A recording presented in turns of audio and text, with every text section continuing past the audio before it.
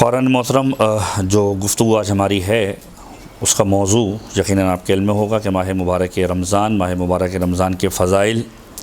اور خود ماہ مبارک رمضان کے اعتبار سے جو پیغمبر کا خطبہ ہے اور ماہ مبارک رمضان کے فضائل کے اعتبار سے اس میں کیا کرنا ہے، اس کو کس طریقے سے گزارنا ہے، روزہ، ان ساری باتوں کو آج ہم ڈسکس کریں گے آج کی ہماری نشست کے اندر۔ اور ابتدا جو میں نے کی ہے مشہور و معروف آیت ہے، اور ہر ماہ مبارک رمضان کے اندر جہاں پر بھی آپ جاتے ہیں قرآن کریم کی اس آیت کو آپ ضرور سنتے ہیں۔ سورہ مبارک بقرہ قرآن مجید کا دوسرا سورہ ہے اور اس کی آیت نمبر 183 سے لے کر تقریباً 187 تک مختلف طریقوں سے پروردگار عالم نے اس موضوع کو ڈسکس کیا ہے کہ جو ماہ مبارک رمضان اور روزے کا موضوع ہے۔ آیت نمبر 183 کے اندر پروردگار عالم ارشاد فرماتا ہے، جس کی میں نے تلاوت بھی کی سرنامہ کلام کے اندر، کہ یا ایھا الذین آمنوا کتب علیکم الصیام کما کتب علی الذین من قبلکم لعلکم تتقون، کہ اے وہ لوگ کہ جو ایمان لے کر آئے، تم پر روزے لکھ دیے گئے، یعنی تم پر روزے واجب کر دیے گئے، کما کتب علی الذین من قبلکم، اور ایسا نہیں ہے کہ یہ صرف تم پر کیے گئے، پہلے والوں پر نہیں تھے، جس طریقے سے پہلے والے روزے رکھتے تھے اس طریقے سے تم بھی روزے رکھو۔ اور اس روزے کے ذریعے سے پروردگار عالم تمہاری ذات کے اندر کیا تبدیلی دیکھنا چاہتا ہے؟ خداوند متعال یہ تبدیلی دیکھنا چاہتا ہے کہ اس کے ذریعے سے تم متقی بن جاؤ، صاحبان تقوی شمار ہو، تقوی اختیار کرو، لعلکم تتقون، کہ شاید اس کے ذریعے سے تم متقی بن جاؤ۔ یعنی خود آیت کا اسلوب یہ بتاتا ہے کہ کچھ ہوں گے کہ جو ماہ مبارک رمضان کے مقصد کو پائیں گے، اور کچھ ہوں گے کہ جو ماہ مبارک رمضان کے مقصد کو نہیں پا پائیں گے، اور اسی انداز سے مخاطب کر کے پروردگار عالم نے ایڈریس کیا ہے قرآن کریم کے اندر۔ اب اس آیت کو ہی اگر ہم صرف حل کرنے کی کوشش کریں اور سمجھنے کی کوشش کریں تو آپ غور کیجئے کہ پروردگار عالم سب سے پہلے جو انداز تخاطب ہے پروردگار عالم کا، وہ اس طرح کا ہے کہ یا ایھا الذین آمنوا، اے ایمان والو۔ یہاں پر یا ایھا الناس نہیں کہا گیا، یہاں پر عمومی مخاطب نہیں کیا گیا کہ ہر کوئی مخاطب ہو اس آیت کا، نہیں، بلکہ پروردگار عالم نے یہاں پر اس انداز سے بات کی ہے کہ تم وہ ہو کہ جو صاحبان ایمان ہو، مومن ہو، یعنی ایک اسٹیٹس دے کر پروردگار عالم بات کر رہا ہے۔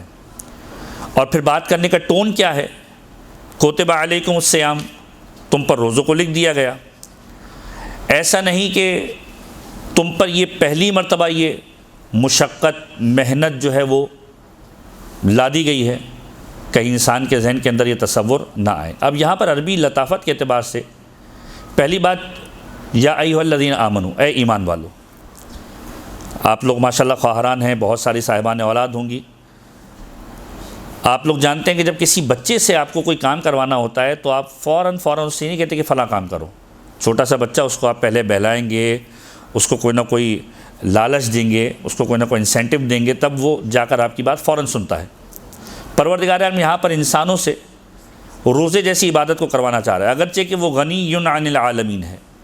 تمام عالمین سے غنی ہیں، اسے ہماری عبادت کی ضرورت نہیں ہے، ہماری نمازوں کی ضرورت نہیں ہے، ہمارے روزے کی ضرورت نہیں ہے، لیکن پروردگار عالم نے انسان کے ساتھ اپنا رابطہ ایسا رکھا ہے کہ جیسے ایک ماں کا رابطہ ہوتا ہے۔ اور یہ مثال پیغمبر خدا نے اس وقت دی تھی کہ جب ختمی مرتبت سے کسی نے سوال کیا تھا کہ پروردگار کتنی محبت کرتا ہے انسان سے، تو اس وقت روایتوں کے جملے ہیں، ظاہر پورا واقعہ ہے کہ جس کے اندر پیغمبر موجود تھے، پیغمبر سے سوال کیا گیا، ایک جنگ کے بعد کچھ قیدی لائے گئے تھے، پیغمبر کے اصحاب موجود تھے، اور اصحاب پیغمبر کے اندر پیغمبر نے لوگوں سے کہا کہ ان قیدیوں کے اندر تمہیں کچھ نظر آ رہا ہے؟ انہوں نے دیکھا کہ ہم دیکھ رہے ہیں کہ ایک خاتون ہے کہ جو اپنے کسی عزیز کو، کسی بچے کو غالباً ڈھونڈ رہی ہے، پورے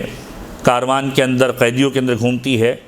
اور ڈھونڈ رہی ہے، یہاں تک کہ انہوں نے دیکھا کہ اسے بچہ مل گیا، اس نے بچے کو کلیجے سے لگایا، پیار کیا۔ پیغمبر نے سوال کیا کہ یہ بتاؤ کہ آیا یہ عورت کہ جس کے ہاتھ میں اس کا بچہ ہے، اس کو کافی دیر کے بعد ملا ہے، اس سے بچھڑا ہوا تھا، جس کو یہ اتنا پیار کر رہی ہے، کیا یہ ممکن ہے کہ یہ عورت اپنے اس بچے کو آنکھ کے حوالے کر دے؟ تمام اصحاب نے کہا کہ یا رسول اللہ ایسا ممکن نہیں ہے۔ کس لیے اس لیے کہ ماں کی ممتا کا تقاضا یہ ہے کہ اسے آنکھ کے حوالے نہیں کر سکتی۔ پیغمبر نے کہا کہ جب ماں کی ممتا کا تقاضا یہ ہے کہ اس کو آنکھ کے حوالے نہیں کر سکتی تو یاد رکھو پروردگار عالم 70 ماؤں سے زیادہ محبت کرنے والا ہے۔ تو کیسے ممکن ہے کہ وہ اپنے ایک بندے کو آتش جہنم کے حوالے کر دے؟ اور یہی چیزیں آپ نے کل شب جمعہ کے اندر دعائے کمیل کے اندر اس انداز سے سنی ہوں گی کہ جو امیر کائنات کی دعا ہے کہ جس کے ابتدائی حصے کے بعد جو درمیانہ حصہ ہے اس کے اندر مولا اس انداز سے پکارتے ہیں کہ پروردگار میں کیوں کر تجھ سے امید نہ لگاؤں جبکہ تو نے مجھے پناہ دی ہے، تو نے مجھے پالا ہے، پروردگار تو نے مجھے قربت بخشی، پروردگار تو میری آواز کو کیسے سنے گا کہ جب میں تجھے پکار رہا ہوں گا؟ ایسا کیسے ممکن ہے کہ مجھے بالوں سے جکڑ کر عذاب دیا جا رہا ہوگا جبکہ میں تجھ سے امید لگا کر بیٹھا ہوں گا؟ یہ ساری کی ساری باتیں اگر آپ رب دیں تو یہ پروردگار عالم کی رحمانیت رحیمیت کا ایک تقاضا ہے کہ پروردگار عالم جہنم میں ڈالنے والا نہیں ہے۔ پھر پیغمبر نے کہا کہ پروردگار 70 ماؤں سے زیادہ محبت کرنے والا ہے، کیسے ممکن ہے کہ پروردگار اپنے بندے کو آتش جہنم کے حوالے کرے؟ لیکن اس کے بعد پیغمبر کی آنکھوں میں آنسو آئے اور کہا کہ اس کے باوجود کو جیسے بدبخت ہوں گے کہ جو آتش جہنم کے حوالے کر دیے جائیں گے۔ تو اب یہاں پر جو اہم ترین بات ہم آپ کی سماعتوں کی نظر کرنا چاہ رہے تھے وہ یہ تھا کہ پروردگار عالم نے جو انداز تخاطب اختیار کیا ہے وہ اس انداز سے اختیار کیا ہے کہ پہلے اس صنف کو کہ جس کو روزے کے اعتبار سے مخاطب کیا ہے اس انداز سے مخاطب کیا کہ تم ایمان والے ہو، تمہارا اسٹیٹس معمولی نہیں ہے، تم صاحبان ایمان ہو خدا کی بارگاہ میں۔ اور پھر فرمایا کتب علیکم الصیام، تم پر روزے لکھ دیے گئے۔ روزے کس نے لکھے ہیں؟ خدا نے لکھے ہیں، ہم سب کو معلوم ہے۔ یہاں پر جو کوتب کا صیغہ ہے یہ مجہول کا صیغہ ہے، ورنہ اگر معلوم کا صیغہ عربی لغت کے اعتبار سے ہوتا تو یہ ہونا چاہتا کتب اللہ علیکم الصیام، کہ خدا نے تم پر روزوں کو لکھ دیا۔ لیکن مجہول کا صیغہ ہے تو یہاں پر ترجمہ ہوگا کتب علیکم الصیام، تم پر روزے لکھ دیے گئے۔ کس نے لکھے؟ ہمیں معلوم ہے کہ خدا نے لکھے، لیکن یہاں پر خدا نے اس کے فاعل یعنی جو خود خدا ہے اس کا تذکرہ نہیں کیا۔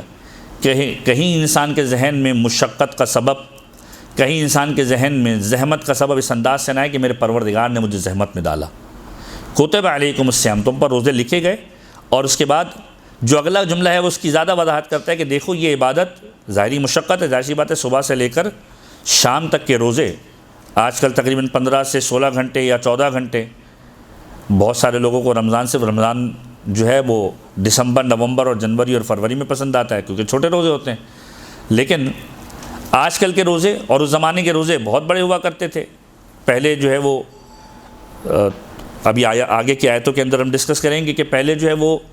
وقت بھی نہیں ملا کرتا تھا کہ انسان مغربین کے بعد سوتا تھا، جیسے ہی اٹھتا تھا اس کا روزہ اسٹارٹ ہو جایا کرتا تھا۔ پھر شریعت کے اندر اس انداز سے تبدیلی آئی جو قرآن نے بھی تذکرہ کیا کہ اس میں تمہیں ایک وقت دیا گیا ہے اور اب تم فجر سے لے کے مغرب تک تمہیں روزہ رکھنا ہے، یعنی امساک کرنا ہے، کھانے پینے سے بچنا ہے اور ہر وہ چیز کہ جو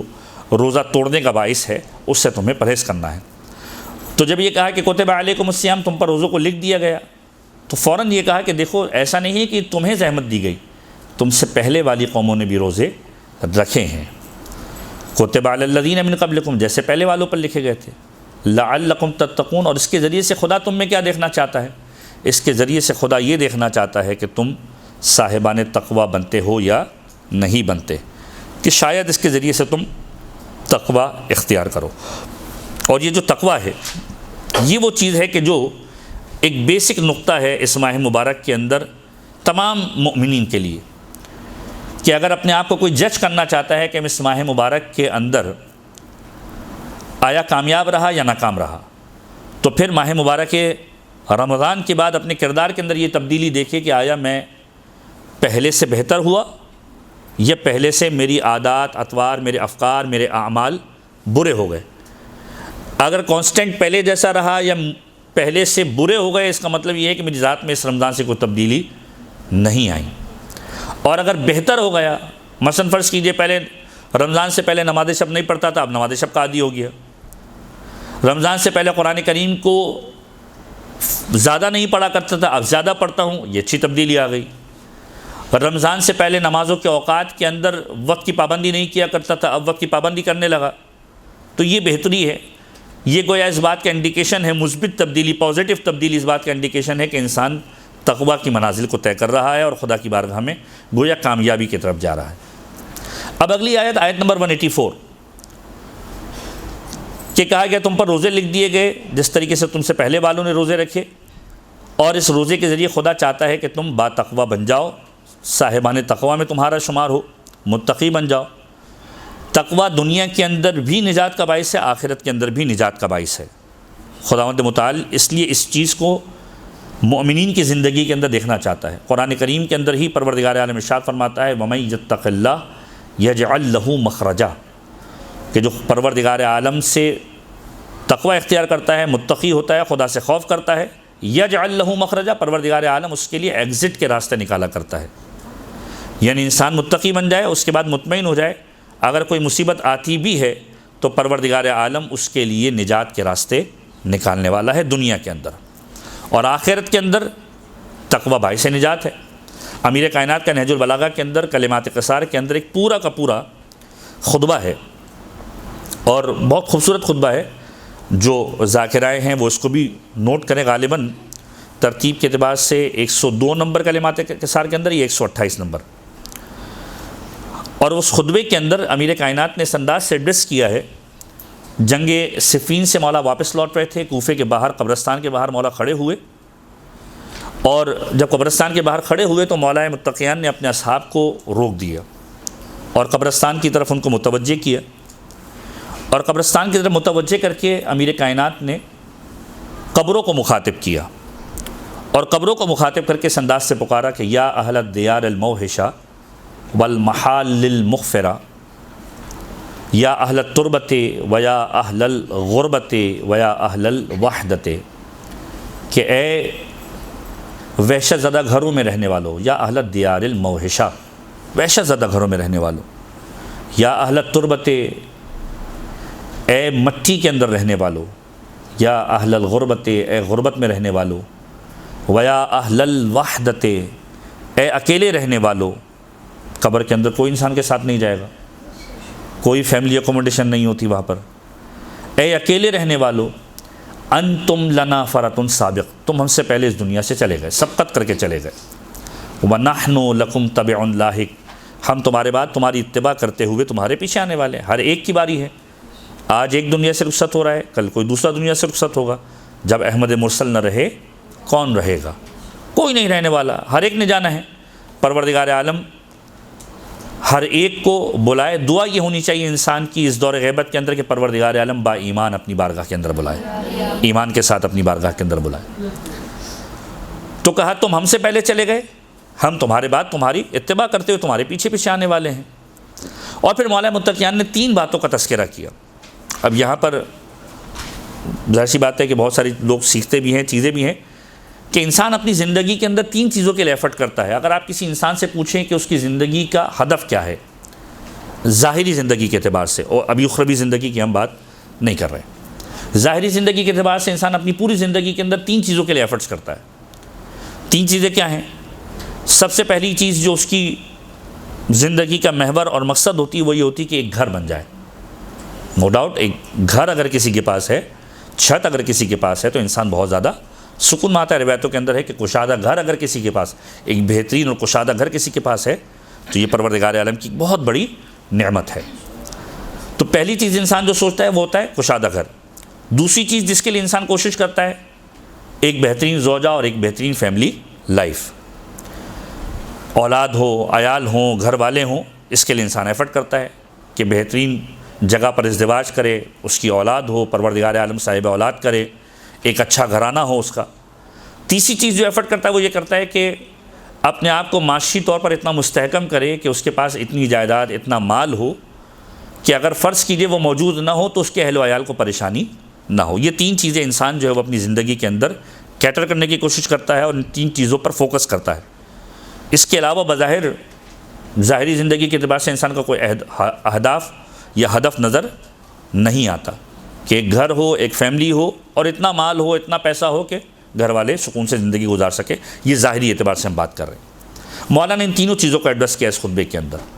فرمایا اما الدور فقط سکنت، جو گھر تمہارے تھے اب ان کے اندر کوئی اور رہ رہا ہے۔ یعنی انسان نے جس گھر کو پوری زندگی کی محنت کے بعد بنایا اب اس کے اندر کوئی اور مکین ہے۔ وَأَمَّا الْأَزْوَاجُ فَقَطْ نُكِحَتْ، اور وہ جو تمہاری ازواج تھی اب وہ کسی اور کی منکوحہ ہیں، تمہارے بعد انہوں نے کسی اور سے نکاح کر لیا۔ وَأَمَّا الْأَمْوَالُ فَقَطْ قُسِّمَتْ، اور جو مال تم نے جمع کیا تھا وہ تمہارے بعد ترکے کے نام پر، وراثت کے نام پر اور جھگڑے کے نام پر، تقسیم کے نام پر تقسیم ہو گیا۔ یہ تینوں چیزیں تقسیم ہو گئی، یعنی انسان نے جن تین چیزوں کے لیے اپنی زندگی کو گزارا وہ تینوں کی تینوں چیزیں اس کے جانے کے بعد، اس دنیا سے رخصت ہونے کے بعد کسی اور کی ہو گئی۔ نہ گھر بچا، نہ مال بچا، نہ اولاد نے باقی چیزوں کو چھوڑا۔ یہ ساری چیزیں اب تمہاری نہیں رہی۔ مولا کائنات نے اس انداز سے مخاطب کیا، اما الدور فقط سکنت واما الاموال فقط قسمت واما الازواج فقط نکحت۔ پھر فرمایا ھذا ما خبر عندنا، یہ تو ہمارے یہاں کی خبر ہے کہ ہمارے یہاں کیا ہوا تمہارے جانے کے بعد۔ فما خبر عندکم، تمہارے یہاں کی کیا خبر ہے؟ اور پھر اپنے اصحاب کو مخاطب کر کے کہا کہ اذا اذن لهم فی الکلام، اگر انہیں بات کرنے کی اجازت دے دی جائے ان قبر والوں کو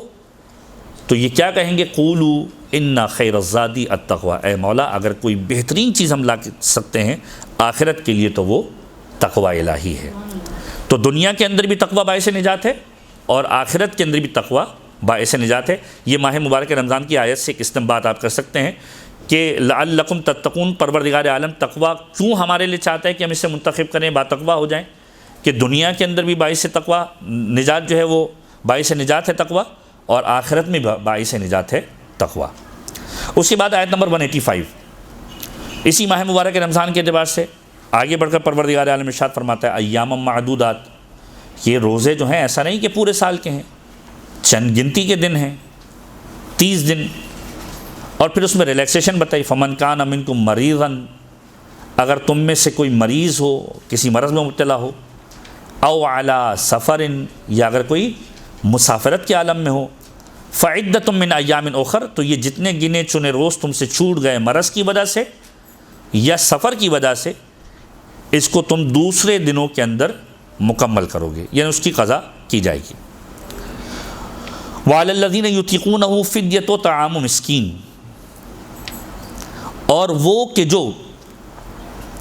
روزہ رکھنے میں مشقت محسوس کریں وہ فدیہ دیں، اور فدیہ کیا ہے؟ ایک مسکین کو کھانا کھلانا۔ اب یہ شرعی مسائل کا ایک پہلو آ جائے گا، یہاں پر ہم توضیح المسائل کی کلاس چونکہ نہیں لے رہے، لہٰذا شرعی مسائل جو ہے وہ آپ انشاءاللہ جو دوسرے دروس ہوں گے اس میں ڈسکس کیجئے گا دیگر علماء کے ساتھ، کہ کون کون سے مریض ہیں کہ جو روزہ رکھ سکتے ہیں، کون کون سے مریض ہیں کہ جو روزہ نہیں رکھ سکتے، اور اس میں شریعت کا پیمانہ کیا ہے، مراجع کے فتاویٰ کیا ہیں۔ اکثر مراجع یہ کہتے ہیں کہ مرض کے اعتبار سے خود انسان مشخص کرے گا کہ آیا وہ کس مرض کے کس لیول کے اوپر ہے کہ آیا روزہ رکھ سکتا ہے یا روزہ نہیں رکھ سکتا، یہ انسان کے اوپر ہے۔ بعض اوقات ڈاکٹرز منع کر دیا کرتے ہیں، لیکن اس کے باوجود مراجع کہتے ہیں کہ اگر فرض کیجیے ڈاکٹر آپ کو کہتا ہے کہ آپ روزہ نہ رکھیں، لیکن اگر آپ محسوس کرتے ہیں کہ آپ روزہ رکھ سکتے ہیں تو آپ روزہ رکھیں گے۔ لیکن اگر آپ روزہ نہیں رکھ سکتے، ڈاکٹر بھلے کہہ رہا ہے کہ بھائی رکھ لو مسئلہ نہیں، لیکن آپ کو اندازہ ہے کہ آپ روزہ نہیں رکھ سکتے، حرج میں آ جائیں گے، مشقت کے اندر آ جائیں گے، تو پھر آپ روزہ نہیں رکھیں گے، اور پھر جب اس قابل ہو جائیں گے کہ روزہ رکھنے کے قابل ہو جائیں گے تو پھر آپ اس کی قضا کریں گے۔ یہ تو عمومی مسئلہ تقریباً تمام مراجع کا متفق علیہ ہے۔ تو ارشاد ہو رہا ہے وعلی الذین یطیقونہ فدیۃ طعام مسکین، اگر کوئی ایسا ہے کہ جو مشقت رکھتا ہو، روزہ رکھنے میں محسوس کرتا ہو، مشقت محسوس کرتا ہو، تو پھر وہ فدیہ دے گا۔ جیسے کہ بزرگ افراد جو فرض کیجیے 70-80 کراس کر چکے ہیں، اور اب 80 کراس کرنے کے بعد اب صحت ایسی نہیں، بہت سارے ایسے بھی ہیں کہ جو 90 سال تک روزے رکھتے ہیں، ماشاءاللہ پروردگار عالم نے انہیں صحت دی ہے، جنہوں نے خالص چکی کا آٹا کھایا ہوا ہے، جنہوں نے پرانا زمانہ دیکھا ہوا ہے، وہ ماشاءاللہ سے ابھی تک صحت یاب ہیں۔ پرانے لوگ ایسے ہیں کہ جو آج بھی صحت یاب ہے، روزہ رکھتے ہیں ماشاءاللہ، اور پورا روزہ گزار لیتے ہیں۔ لیکن کچھ ایسے بھی ہیں کہ جو 55 سال 60 سال 70 سال 75 سال اس لیول پر پہنچ جاتے ہیں بیماری کی وجہ سے یا صحت کی وجہ سے کہ روزہ نہیں رکھ پاتے۔ تو ایسے افراد کے لیے پھر قرآن نے وہی فارمولہ بتایا کہ وہ بعد میں اگر صحت یاب ہو جائیں تو روزہ رکھیں گے، اور اس کے بدلے میں کہ جو روزہ نہیں رکھ پا رہے، مشقت محسوس کر رہے ہیں، فدیہ دیں گے۔ پھر فرمایا فمن تطوع خیرا فہو خیر لہ، پس جو اپنی خوشی سے کوئی نیکی کرے تو اس کے لیے بہتر ہے۔ وَأَن تَصُومُوا خَيْرٌ لَكُمْ إِن كُنتُمْ تَعْلَمُونَ، اور اگر تم سمجھو تو روزہ رکھنا تمہارے لیے بہتر ہے۔ اب یہاں پر مختلف چیزیں آپ ڈسکس کر سکتے ہیں کہ یہ روزہ میڈیکل سائنس کے اعتبار سے کتنا فائدہ مند ہے، یہ روزہ خود انسان کی صحت کے اعتبار سے کتنا فائدہ مند ہے، یہ روزہ اسلامی نقطہ نگاہ سے باتقوا ہونے کے اعتبار سے، اپنے شکم کو حرام سے بچانے، اپنے شکم کو حلال میں سے بھی وہ چیزیں جو بعض اوقات اس کے شکم کے لیے سبب بن جاتی ہیں کسی برائی کا، کسی پریشانی کا، کتنا زیادہ بہتر ہے انسان کے لیے، ان ساری چیزوں کو آپ ڈسکس کر سکتے ہیں۔ خدا کہتا ہے تم سمجھو تو تمہیں معلوم چل جائے گا کہ روزہ رکھنا تمہارے لیے کتنا بہتر ہے۔ اس کے بعد آیت نمبر 185 کے اندر پروردگار عالم اب ماہ مبارک رمضان کے اعتبار سے بات کر رہا ہے کہ شہر رمضان الذی انزل فیہ القرآن، یہ ماہ مبارک رمضان وہ ہے کہ جس کے اندر پروردگار عالم نے قرآن کو نازل کیا، ھدی للناس وبینات من الھدی والفرقان، جو ہدایت ہے لوگوں کے لیے اور اس میں واضح ترین دلیلیں ہیں، اور ایسی دلیلیں کہ جو حق و باطل کے درمیان امتیاز اور فرق ڈالنے والی ہیں۔ فمن شہد منکم الشہر فلیصمہ، پس جو اس مہینے کو پالے تو اس مہینے کے اندر روزہ رکھے۔ اور پھر دوبارہ تکرار کی ومن کان مریضا او علی سفر فعدۃ من ایام اخر، پس اگر کوئی مریض ہے، کوئی سفر کی حالت میں ہے تو پھر ایسی صورت کے اندر وہ اس کی قضا کرے گا دوسرے ایام کے اندر۔ اور پھر فرمایا یرید اللہ بکم الیسر ولا یرید بکم العسر، پروردگار تمہیں مشقت میں نہیں ڈالنا چاہتا بلکہ پروردگار تمہارے لیے آسانی چاہتا ہے، وہ چاہتا ہے کہ تم مقدار پوری کرو۔ مثلا 30 روزے ہیں، 20 روزے آپ نے رکھ لیے، 10 دن سفر کر لیا، جیسے آج کل ہوتا ہے اکثر کہ لوگ جو ہے وہ ماہ مبارک رمضان کے آخری ایام کے اندر کربلا معلیٰ چلے جاتے ہیں۔ اب شرعی مسئلہ کیا ہے وہ انسان اپنے اپنے مرجع کے اعتبار سے دیکھ لیں کہ بعض مراجع کہتے ہیں کہ ماہ مبارک رمضان کو نہ چھوڑا جائے، اور بعض کہتے ہیں کہ بھی اگر نصف رمضان گزر چکا ہے تو اس کے بعد آپ سفر کر سکتے ہیں، لیکن سفر معصیت کا نہ ہو۔ سفر زیارت کے لیے تو بہرحال علماء اجازت دیتے ہیں۔ تو سفر زیارت کے لیے فرض کیجئے انسان 20 روزہ رکھنے کے بعد چلا گیا، شب قدر خاص تاکید ہے کربلا معلیٰ کے اندر کرے۔ شب قدر کے اعتبار سے روایتیں ملتی ہیں کہ جو شخص امام حسین کے حرم کے اندر موجود ہوتا ہے پروردگار عالم اس کے گناہوں کی مغفرت کر دیا کرتا ہے، اور یہ سعادت ہے کہ انسان شب قدر امام حسین کے حرم کے اندر کرے۔ تو بہت سارے لوگ جاتے ہیں، یہ مثال کے طور پر ہم عرض کر رہے ہیں کہ 20 روزے رکھ لیے، اب 10 روزے سفر کے اندر چلے گئے، وہاں پر پہنچے 23ویں شب قدر بھی کر لی، اور اس کے بعد پھر فرض کیجئے 10 دن کا اسٹے کیا، عید کربلا میں کی، باقی زیارتیں کر کے آ گئے، اب 10 روزے چلے گئے۔ اب کتنے روزے اتارنے؟ وہاں پر ڈیٹ چینج تھی، یہ تھا وہ تھا، نہیں، آپ نے مقدار پوری کرنی ہے۔ جو قرآن کا اسلوب بھی ہے، قرآن کا طریقہ ہے کہ جتنے روزے آپ کے سفر کے اندر چھوٹ گئے اتنے روزوں کی تعداد کو آپ کو مکمل کرنا ہے۔ تو یرید اللہ بکم الیسر، پروردگار تمہارے لیے آسانی چاہتا ہے، ولا یرید بکم العسر، پروردگار تمہیں پریشان یا مشقت میں ڈالنا نہیں چاہتا۔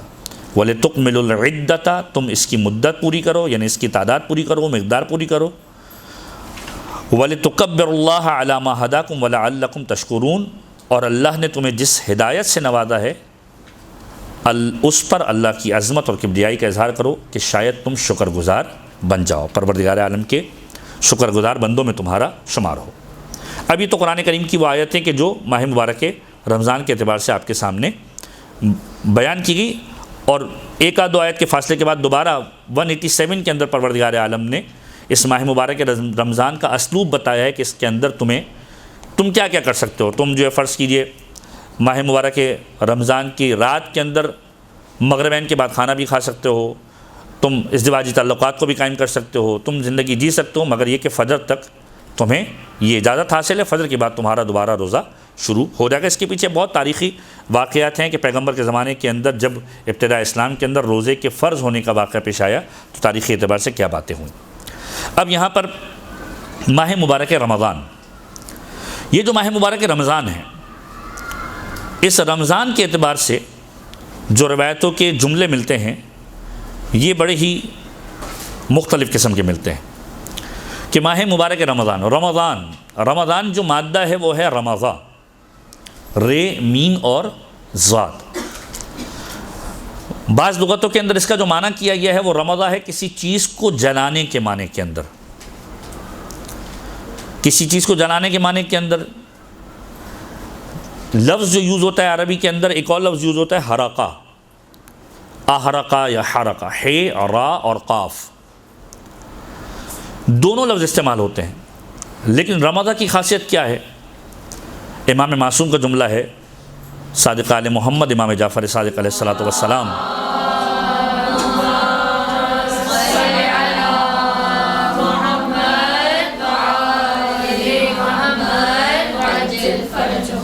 اس انداز سے ارشاد فرماتے ہیں کہ انما سمی رمضان و رمضانن، پروردگار عالم نے رمضان کا نام رمضان اس لیے رکھا لأن الرمضان یرمز الذنوب، کہ رمضان گناہوں کو جلا دیا کرتا ہے۔ وجہ کیا ہے؟ یہ نہیں کہا کہ احرق الذنوب، بعض لغتیں اور بعض علماء بیان فرماتے ہیں کہ حرقہ اور رمضہ کے مادے میں فرق کیا ہے کہ جو چیز جلائی جائے اگر اس کی کچھ باقیات باقی بچ جائیں تو اس کے لیے عرب کے اندر لوگ استعمال کرتے ہیں لفظ حرقہ، کوئی ایسی چیز کہ جس کے جلانے کے بعد اس کے اثرات اور ذرات باقی بھی نہ رہیں، ایسی چیز کے لیے لفظ یوز ہوتا ہے رمضہ۔ فرمایا کہ جب انسان روزہ رکھتا ہے، ماہ مبارک رمضان کے اندر داخل ہوتا ہے، لأن الرمضان یرمز الذنوب، یہ رمضان انسان کے وجود سے گناہوں کو ایسے ختم کر دیا کرتا ہے کہ اس کے وجود کے اندر گناہ کا کوئی اثر باقی نہیں رہتا۔ انما سمی رمضانا لأن الرمضان یرمز الذنوب۔ اور پھر خود یہ جو نام رمضان، اس کے حوالے سے کم و بیش 5 روایتیں معصومین کی موجود ہیں کہ جب رمضان کا تذکرہ آئے تو صرف رمضان نہ کہو بلکہ کہو شہر و رمضان، رمضان کا مہینہ۔ ہمارے یہاں ناموں کے مہینوں کے ناموں سے بھی رکھ دیے جاتے ہیں، بہت ساروں کے نام، لوگوں کے نام رجب ہوتے ہیں، بہت ساروں کے نام شعبان ہوتے ہیں، بہت ساروں کے نام رمضان بھی ہوتے ہیں، الگ الگ لوگوں کی الگ الگ انسپریشنز ہیں۔ تو معصوم کی روایت کے اندر جملہ ملتا ہے، مولا متقیان کا جملہ، اس انداز سے ارشاد فرماتے ہیں کہ لا تقولوا رمضان، رمضان نہ کہو، بلکن قولوا شہر رمضان، بلکہ کہو شہر رمضان، رمضان کا مہینہ۔ فإنکم لا تدرون ما رمضان، مولا کہتے ہیں تمہیں معلوم ہی نہیں کہ رمضان کیا ہے، تمہیں معلوم ہی نہیں ہے۔ چھٹے امام اس انداز سے ارشاد فرماتے ہیں کہ راوی کہتے ہیں کہ ہم مولا کی خدمت میں موجود تھے، بلکہ 5ویں امام کے روایت وسائل الشیعہ جلد نمبر 10، کہ ہم جو ہے 8 لوگ امام کی بارگاہ میں موجود تھے اور ہم نے کہا کہ رمضان، ہم نے ذکر کیا رمضان کا، تو مولا نے کہا کہ لا تقولوا ھذا رمضان، یہ نہ کہو کہ رمضان، ولا ذہب رمضان، یہ نہ کہو کہ رمضان چلا گیا یا رمضان آ گیا، لا ذہب رمضان ولا جاء رمضان، یہ نہ کہو کہ رمضان چلا گیا رمضان آ گیا، پھر کیا کہیں؟ کہا فإن الرمضان اسم من اسماء اللہ تعالی، یاد رکھو یہ رمضان خدا کے ناموں میں سے ایک نام ہے، لا یجی ولا یذہب، نہ یہ آتا ہے یا نہ جاتا ہے، اس انداز سے اس کو مخاطب نہ کرو بلکہ کہو شہر رمضان، کیونکہ یہ خدا کے ناموں میں سے نام ہے۔ اور پھر فرمایا وہو الشہر الذی انزل فیہ القرآن، یہ وہ مہینہ ہے کہ جس کے اندر خدا نے قرآن کو نازل کیا، اور اس مہینے کے اندر پروردگار عالم نے بشارت بھی دی ہے اور لوگوں کو ہدایت بھی دی ہے۔ اسی کی مثال سے ایک اور روایت 7ویں امام سے مروی ہے کہ وہ اپنے جج سے مخاطب کرتے ہوئے اس انداز سے ارشاد فرماتے ہیں، جو جملہ آپ نے بھی 5ویں امام کا سنا، کہ یہ نہ کہو رمضان، یہ نہ کہو کہ رمضان آ گیا رمضان چلا گیا، بلکہ اس مہینے کا احترام کرتے ہوئے سے کہو شہر اور رمضان۔ چھٹے امام سے، امام رضا سے تقریباً کم و بیش اسی طریقے سے یہ روایتیں ملتی ہیں کہ امام فرماتے ہیں کہ یہ نہ کہو کہ رمضان آ گیا رمضان چلا گیا، بلکہ اس کی عزت و احترام کے اندر اس کو مخاطب کرو اور کہو کہ یہ شہر اور رمضان آ گیا۔ اب ماہ مبارک کے رمضان کے اعتبار سے ایک بہت ہی مشہور و معروف خطبہ ختمی مرتبہ احمد مجتبیٰ محمد مصطفیٰ صلی اللہ علیہ وآلہ وسلم محمد وآل محمد اس خطبے کے ذکر سے پہلے ایک اور چیز جو آپ سے ڈسکس کر لی جائے کہ ماہ مبارک رمضان کے اعتبار سے ایک خاص وجہ کہ پروردگار عالم نے 30 دن روزے کو کیوں واجب کیا، ایک مہینہ پورا، اس کے پیچھے جو روایت ملتی ہے اس روایت کا تذکرہ آپ کے سامنے کر دیا جائے۔ بہار الانوار کے اندر، علل الشرائع کے اندر، اعمال صدوق کے اندر یہ روایت موجود ہے، اور سورہ بقرہ کی آیت نمبر 183 اور 184 جس کو ہم نے ابھی تلاوت کیا اس کے ذیل کے اندر یہ روایت موجود ہے، علل الشرائع کے اندر بھی، بہار الانوار اور اعمال صدوق کے اندر، کہ راوی کہتا ہے کہ میں نے اپنے آقا مولا حسن سے سنا، انہوں نے اپنے بابا علی بن ابی طالب سے، کہ مولا متقیان نے ارشاد فرمایا کہ ایک شخص جو یہودیوں میں سے تھا پیغمبر خدا کی خدمت میں حاضر ہوا اور پیغمبر سے اپنی جانکاری کے لیے، معلومات کے لیے مسائل کا سوال کرنا شروع کیا، اور جب پیغمبر سے سوال کرتے کرتے اس مقام پر پہنچا کہ پیغمبر سے سوال کیا کہ ایک مرتبہ پیغمبر سے کہا کہ لِأَيِّ شَيْءٍ فَرَضَ اللَّهُ عَزَّ وَجَلَّ الصَّوْمَ عَلَىٰ أُمَّتِكَ بِالنَّهَارِ 30 يَوْمًا، کہ تمہارے پروردگار عالم نے کس شے کے سبب فرض کر دیا تمہاری امت پر 30 دن تک روزے رکھنا، حالانکہ یہ دیگر قوموں پر 30 روزے کے اعتبار سے پابندی نہیں تھی، روزے رکھے جاتے تھے لیکن 30 روز کی پابندی نہیں تھی۔ فقال النبی صلی اللہ علیہ وآلہ وسلم، تو پیغمبر خدا نے ارشاد فرمایا اس شخص کو مخاطب کر کے، ان آدم لما اکل من الشجرۃ بقی فی بطنہ 30 یوما، جب حضرت آدم سے ترک اولا سرزد ہوا اور اس درخت کے ایک کھیلے پھل کو جب انہوں نے کھایا جو شجرہ ممنوعہ تھا، شجرہ ممنوعہ سے جو پھل کھایا اس پھل کا اثر حضرت آدم کے بطن پیٹ کے اندر 30 دن تک رہا، تو پس پروردگار عالم نے آدم کی ذریت کے اندر 30 دن تک روزے رکھ دیے کہ 30 دن تک بھوک و پیاس کے ذریعے رہے تاکہ وہ پروردگار عالم کی بارگاہ میں سرخرو ہو سکیں، اور پھر فرمایا کہ پروردگار عالم کی ذریت میں بھوک و پیاس کو رکھ دیا، ففرض اللہ علی ذریتہ 30 یوما الجوع والعطش، بھوک و پیاس کو رکھ دیا، والذین یاکلونہ تفضل من اللہ عز وجل، یہ جو کھاتے ہیں رمضان کے اندر یہ پروردگار عالم کی طرف سے ایک تفضل ہے، ایک تحفہ ہے، ورنہ شاید اس کی بھی اجازت نہ ہوتی۔ وکذالک کان علی آدم، اور پھر اس فرمایا کہ یہی چیز آدم سے ہماری امت تک آئی، اور پھر پیغمبر نے آیت کو ارشاد فرمایا کتب علیکم الصیام کما کتب علی الذین من قبلکم لعلکم تتقون ایاما معدودات، کہ گنے چنے دن ہیں 30 دن، اس کی مقدار کو پورا کرنا ہے۔ قال الیہودی، اس یہودی نے پیغمبر کو مخاطب کر کے کہا، یہ امیر کائنات پورا واقعہ کوٹ کر رہے ہیں کہ صدقت یا محمد، اے محمد تم نے سچ کہا، میں نے اپنی کتابوں کے اندر بھی یہی پڑھا ہے۔ اور پھر فرمایا یا محمد فما جزاء من صامہ، اے محمد یہ بتاؤ کہ اس شخص کی جزا کیا ہے جو اس مہینے کے اندر روزہ رکھے گا۔ فقال النبی صلی اللہ علیہ وآلہ وسلم، تو پیغمبر خدا نے ارشاد فرمایا کہ ما من مؤمن یصوم شہر رمضان، کہ کوئی مومن کہ جو شہر رمضان کے اندر روزہ رکھے گا احتساباً، اپنا محاسبہ کرتے ہوئے خدا کی خوشنودی کے لیے، پروردگار عالم اسے 7 خصلتیں عطا کرے گا۔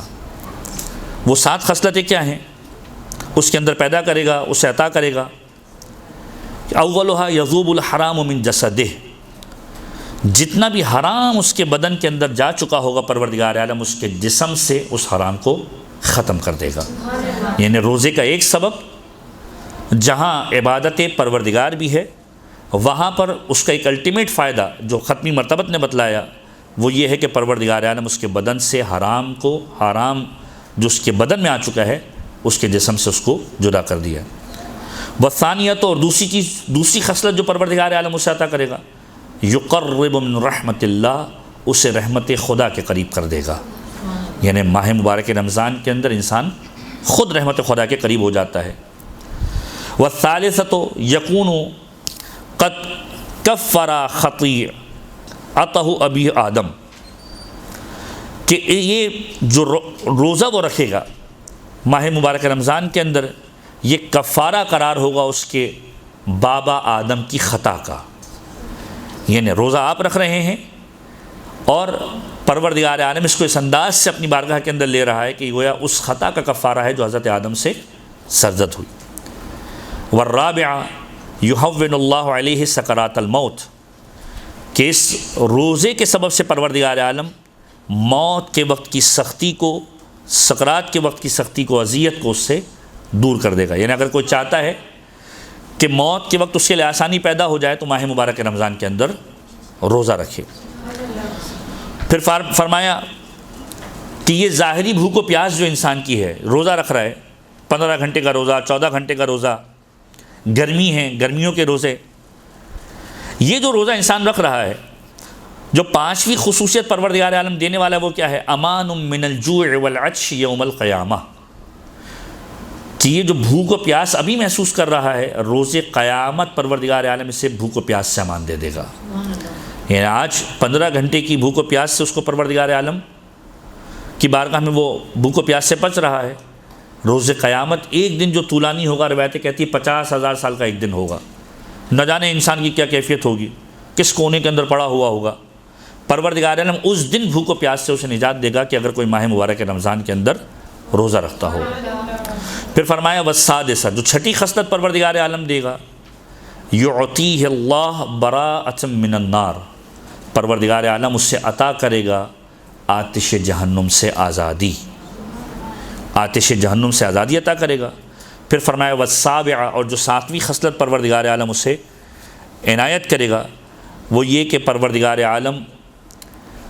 یطعمہ اللہ من طیبات الجنہ یا من طیبات الجنہ،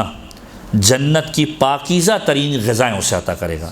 یعنی دنیا کے اندر وہ بھوک و پیاس کر کے بہترین چیزوں کو چھوڑ رہا ہے، روزے کی حالت کے اندر فرض کیجئے بہترین بریانی، بہترین ٹکے، جو بھی مطلب آپ الا ماشاء اللہ چیزوں کو آپ تصور کرتے جائیں، ان ساری چیزوں سے وہ بچ رہا ہے. پروردگار عالم جنت میں اسے پاکیزہ ترین غذا عنایت کرنے والا ہے. پھر دوسری روایت کہ جو علت ماہ مبارک رمضان کے روزے کے اعتبار سے کہ روزہ کیوں واجب کیا گیا، کہ معصوم فرماتے ہیں، اور یہ روایت ہے امام عسکری سے،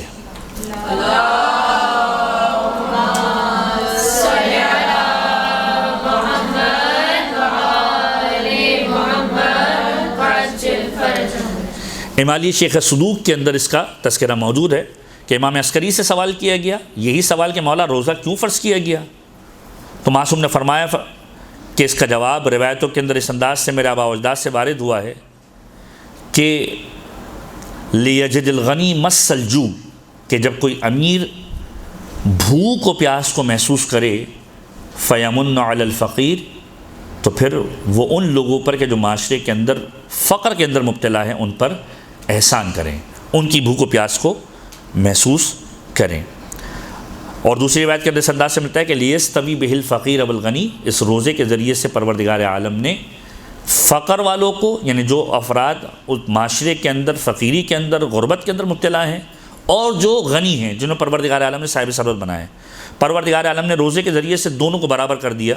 کہ روزے کے اندر دونوں برابر ہیں، یہ بھی نہیں کھا رہا وہ بھی نہیں کھا رہا. اور جب غنی اس بھوک و پیاس کو محسوس کرے گا تو اسے اندازہ ہوگا کہ جو صاحبان غربت ہیں، جن کے پاس مال و دولت موجود نہیں ہے، جو فقر کے اندر مبتلا ہیں، وہ کس انداز سے اپنی زندگی کو گزارتے ہیں، اور جب اس بات کو محسوس کرے گا تو پھر ان کی مدد کرنے کی کوشش کرے گا. تو یہ ماہ مبارک رمضان کے اعتبار سے اور ماہ مبارک رمضان کے اندر روزہ اور خود روزہ واجب ہونے کے اعتبار سے جو روایتوں کے جملے ملتے ہیں، اس کا ایک تذکرہ ہم نے آپ کے سماعتوں کی نظر کیا. ایک مرتبہ درود پڑھ دیجئے محمد و آل محمد پر.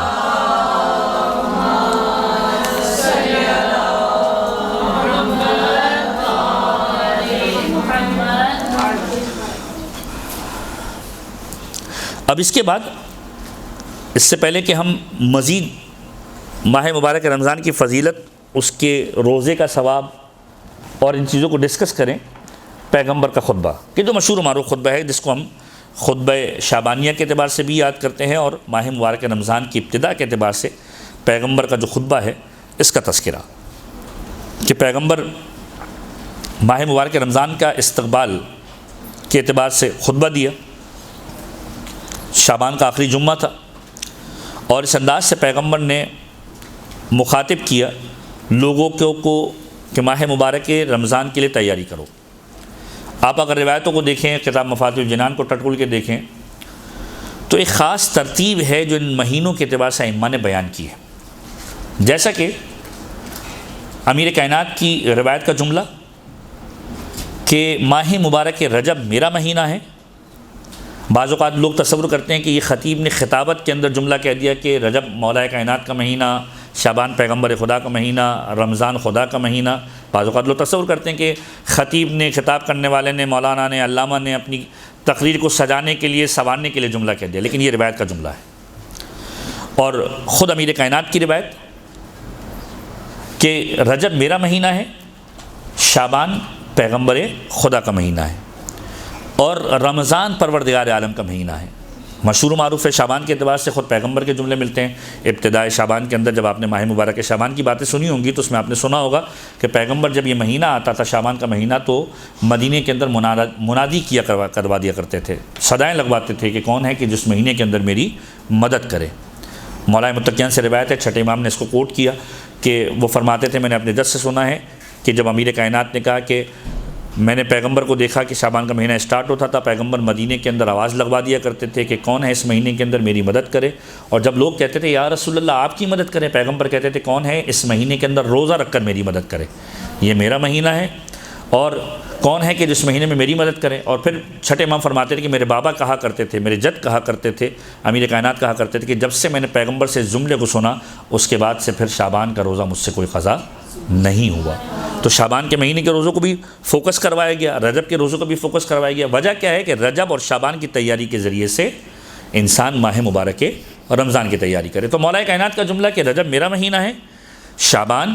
پیغمبر کا مہینہ ہے، اور رمضان جو ہے وہ خدا کا مہینہ ہے۔ تو اب یہاں پر ترتیب خطابت والے بناتے ہیں اور آپ بھی اس کو انجوائے کر سکتے ہیں، بیان کر سکتے ہیں، اور بالکل درست ترتیب بنتی ہے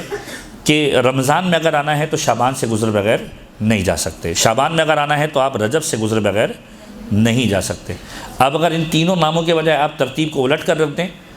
رمضان خدا کا مہینہ ہے، شعبان پیغمبر کا مہینہ ہے، اور رجب امیر کائنات کا مہینہ ہے، یعنی اگر خدا تک آنا ہے، رمضان تک آنا ہے تو شعبان سے گزر بغیر نہیں پہنچ سکتے، یعنی پیغمبر خدا تک آئے بغیر نہیں پہنچ سکتے، یعنی خدا تک پہنچنا ہے تو محمد مصطفیٰ تک پہنچنا پڑے گا، اور محمد مصطفیٰ تک پہنچنا ہے تو علی مرتضیٰ تک آنا پڑے گا۔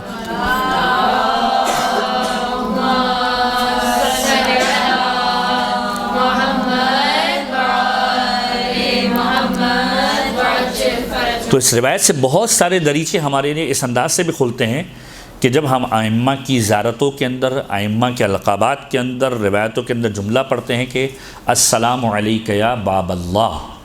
اس انداز سے بھی زیارت کے اندر جملے ملتے ہیں۔ خطبہ غدیر کے اندر جملہ ہے مولا متقیان کے لیے کہ انت باب اللہ التی المعطى منہ، کہ آپ خدا کا وہ دروازہ ہیں کہ جس سے پروردگار عالم عطا کیا کرتا ہے۔ باب اللہ کیسے ہو گیا؟ اگر آپ اسی کو دیکھ لیں تو سمجھ میں آ جائے گا کہ پیغمبر خدا کا دروازہ ہے اور پیغمبر کا دروازہ علی ابن ابی طالب ہے۔ انہیں خدا تک پہنچنا ہے تو الٹیمیٹلی پہلے امیر کائنات کے پاس، امیر کائنات کے ذریعے سے پیغمبر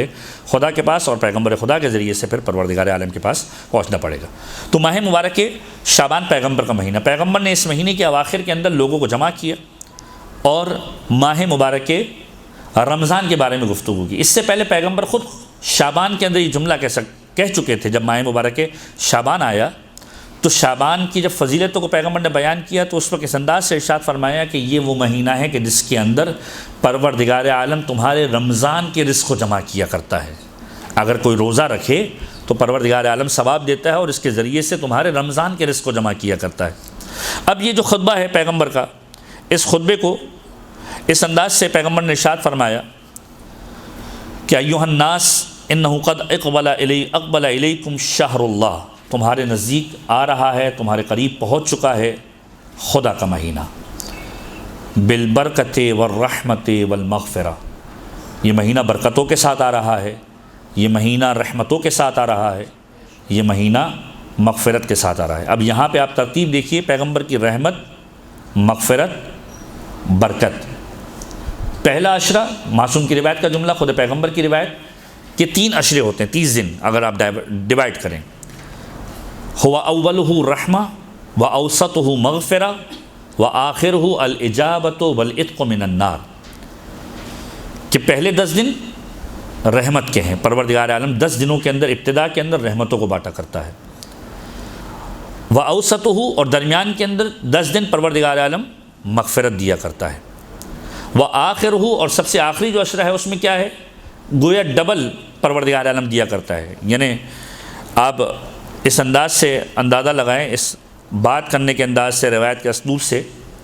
عید کی تیاری ہوتی ہے تو انسان دیکھتا ہے کہ مختلف جگہ پر سیل لگ جاتی ہے۔ پروردگار عالم نے بھی یہاں پر اس انداز سے ہی تخاطب کیا کہ پہلے رحمت ہے، پھر مغفرت ہے، اب آخری آ گیا عشرہ تو اب خالی ہاتھ کوئی نہیں لوٹے گا، اب ڈبل ملے گا۔ اور ڈبل کس طرح ملے گا؟ الاجابہ، پہلے تمہاری دعاؤں کی اجابت ہوگی، والعتق من النار، اور تمہارے نفسوں کو، تمہارے وجود کو آتش جہنم سے نجات ملے گی۔ اسی لیے آپ جب دعاؤں کا اسلوب دیکھیں گے، چاہے رجب کی دعائیں ہوں، چاہے شعبان کی دعائیں ہیں، مناجات شعبانیہ، موقع ملے کم سے کم ایک بار ضرور بضرور اس مہینے کے اندر مناجات شعبانیہ کو ترجمے کے ساتھ پڑھیں، کہ امیر کائنات اس انداز سے اس مناجات کو پڑھتے تھے۔ یہ وہ واحد مناجات ہے کہ جس کے بارے میں کہا جاتا ہے کچھ دعائیں، کچھ زیارتیں، مناجاتیں کچھ ایسی ہوتی ہیں جو فقط ائمہ کے ساتھ مخصوص ہوتی ہیں کہ خاص اس ائمہ نے تلاوت کی تھی، لیکن کچھ زیارتیں اور کچھ دعائیں یا کچھ مناجات ایسی ہیں کہ جو ہر معصوم نے تلاوت کی۔ مثلا جیسے زیارت امین اللہ، چوتھے امام نے پڑھی مولا متقیان کے روزے پر آ کر، اور اس کے بعد تمام ائمہ کا وتیرہ رہا کہ اس زیارت کو پڑھا کرتے تھے۔ انتہائی مجرب ہے زیارت امین اللہ، اور روایتیں کہتی ہیں کہ آپ ہر معصوم کے حرم کے اندر اس کو جا کر پڑھ سکتے ہیں۔ آپ نے صرف نام کو تبدیل کر دینا ہے، السلام علیکم یا امیر المؤمنین کے بجائے اس معصوم کا نام لیں، اور پھر پوری زیارت آپ پڑھ دیں، زیارت امین اللہ۔ یہاں پر لوگوں کا شغف ہوتا ہے کہ کوئی ایسی چیز معلوم چل جائے کہ مسائل کے حل کے سبب سے ہو، تو میں نے علماء سے اس بات کو سنا ہے کہ زیارت امین اللہ کی نظر لوگ کیا کرتے ہیں علماء کی صنف کے اندر، جب کبھی پریشانی کے اندر آتے ہیں تو اس انداز سے زیارت امین اللہ کی نظر کرتے ہیں کہ اگر فرض کیجئے مشکل آسان ہوئی تو میں زیارت امین اللہ کی تلاوت کروں گا، اور اس کو میں نے آزمودہ طور پر خود بھی تجربہ کیا ہے بہت سارے معاملات کے اندر۔ تو اگر انسان کبھی پریشانی کے اندر مبتلا ہو، پریشانی سے نجات کے لیے زیارت امین اللہ کا سہارا لے سکتا ہے۔ انتہائی معصورہ زیارت ہے، اصولی طور پر امیر کائنات کی زیارت ہے، لیکن ہر معصوم کے حرم میں آپ اس کو پڑھ سکتے ہیں۔ تو زیارت امین اللہ ہو گئی، یہ سارے کے سارے معصومین پڑھتے تھے۔ اسی طریقے سے اگر مناجات کی بات کریں، ایک مناجات ہے مناجات امیر المومنین، جو خاص امیر کائنات کی مناجات تھی، مشہور، جو آپ ماہ مبارک رمضان میں بھی پڑھتے ہیں، عمومی دنوں کے اندر بھی پڑھتے ہیں، اور اس کا اسلوب بہت خوبصورت ہے، مولایا یا مولایا انت الغنی وانا الفقیر، کہ مولایا اے میرے مولا تو غنی ہے میں فقیر ہوں، اور فقیر پر غنی کے علاوہ کون رحم کرتا ہے، انت المعطی وانا السائل، تو عطا کرنے والا ہے میں سوال کرنے والا ہوں، سوال کرنے والے کے اوپر عطا کرنے والے کے علاوہ کون رحم کرتا ہے۔ یہ اسلوب ائمہ کی مناجات کے اندر ملتا ہے، لیکن یہ مناجات امیر کائنات کے ساتھ مخصوص ہے۔ مناجات شعبانیہ وہ ہے کہ جو ہر معصوم نے پڑھی اور ہر معصوم کے اعتبار سے روایت کے اندر ملتی ہے، تو ان چیزوں کو اپنی زندگی کے اندر رائج کریں۔ تو پیغمبر ارشاد فرماتے ہیں کہ تمہارے نزدیک وہ مہینہ آ رہا ہے کہ جو برکت والا ہے، جو رحمت والا ہے، جو مغفرت والا ہے، یعنی برکت کے ساتھ آ رہا ہے، رحمت کے ساتھ آ رہا ہے، اور مغفرت کے ساتھ آ رہا ہے۔ اور یہ وہ مہینہ ہے کہ وہ ہوا عند اللہ افضل الشہور، کہ جو خدا کی بارگاہ میں بہترین مہینہ ہے، سب سے زیادہ فضیلت والا ہے۔ اب یہاں پر ایک روایت کا تذکرہ کر دیا جائے۔ یہ روایت عموماً خطبہ کو بہت کام آتی ہے، اور میں بہت استفادہ کرتا ہوں، آپ لوگ بھی استفادہ کر سکتے ہیں، اور اس کو سرچ کریں گے تو یہ آپ کو مختلف کتب کے حوالے سے مل جائے گی،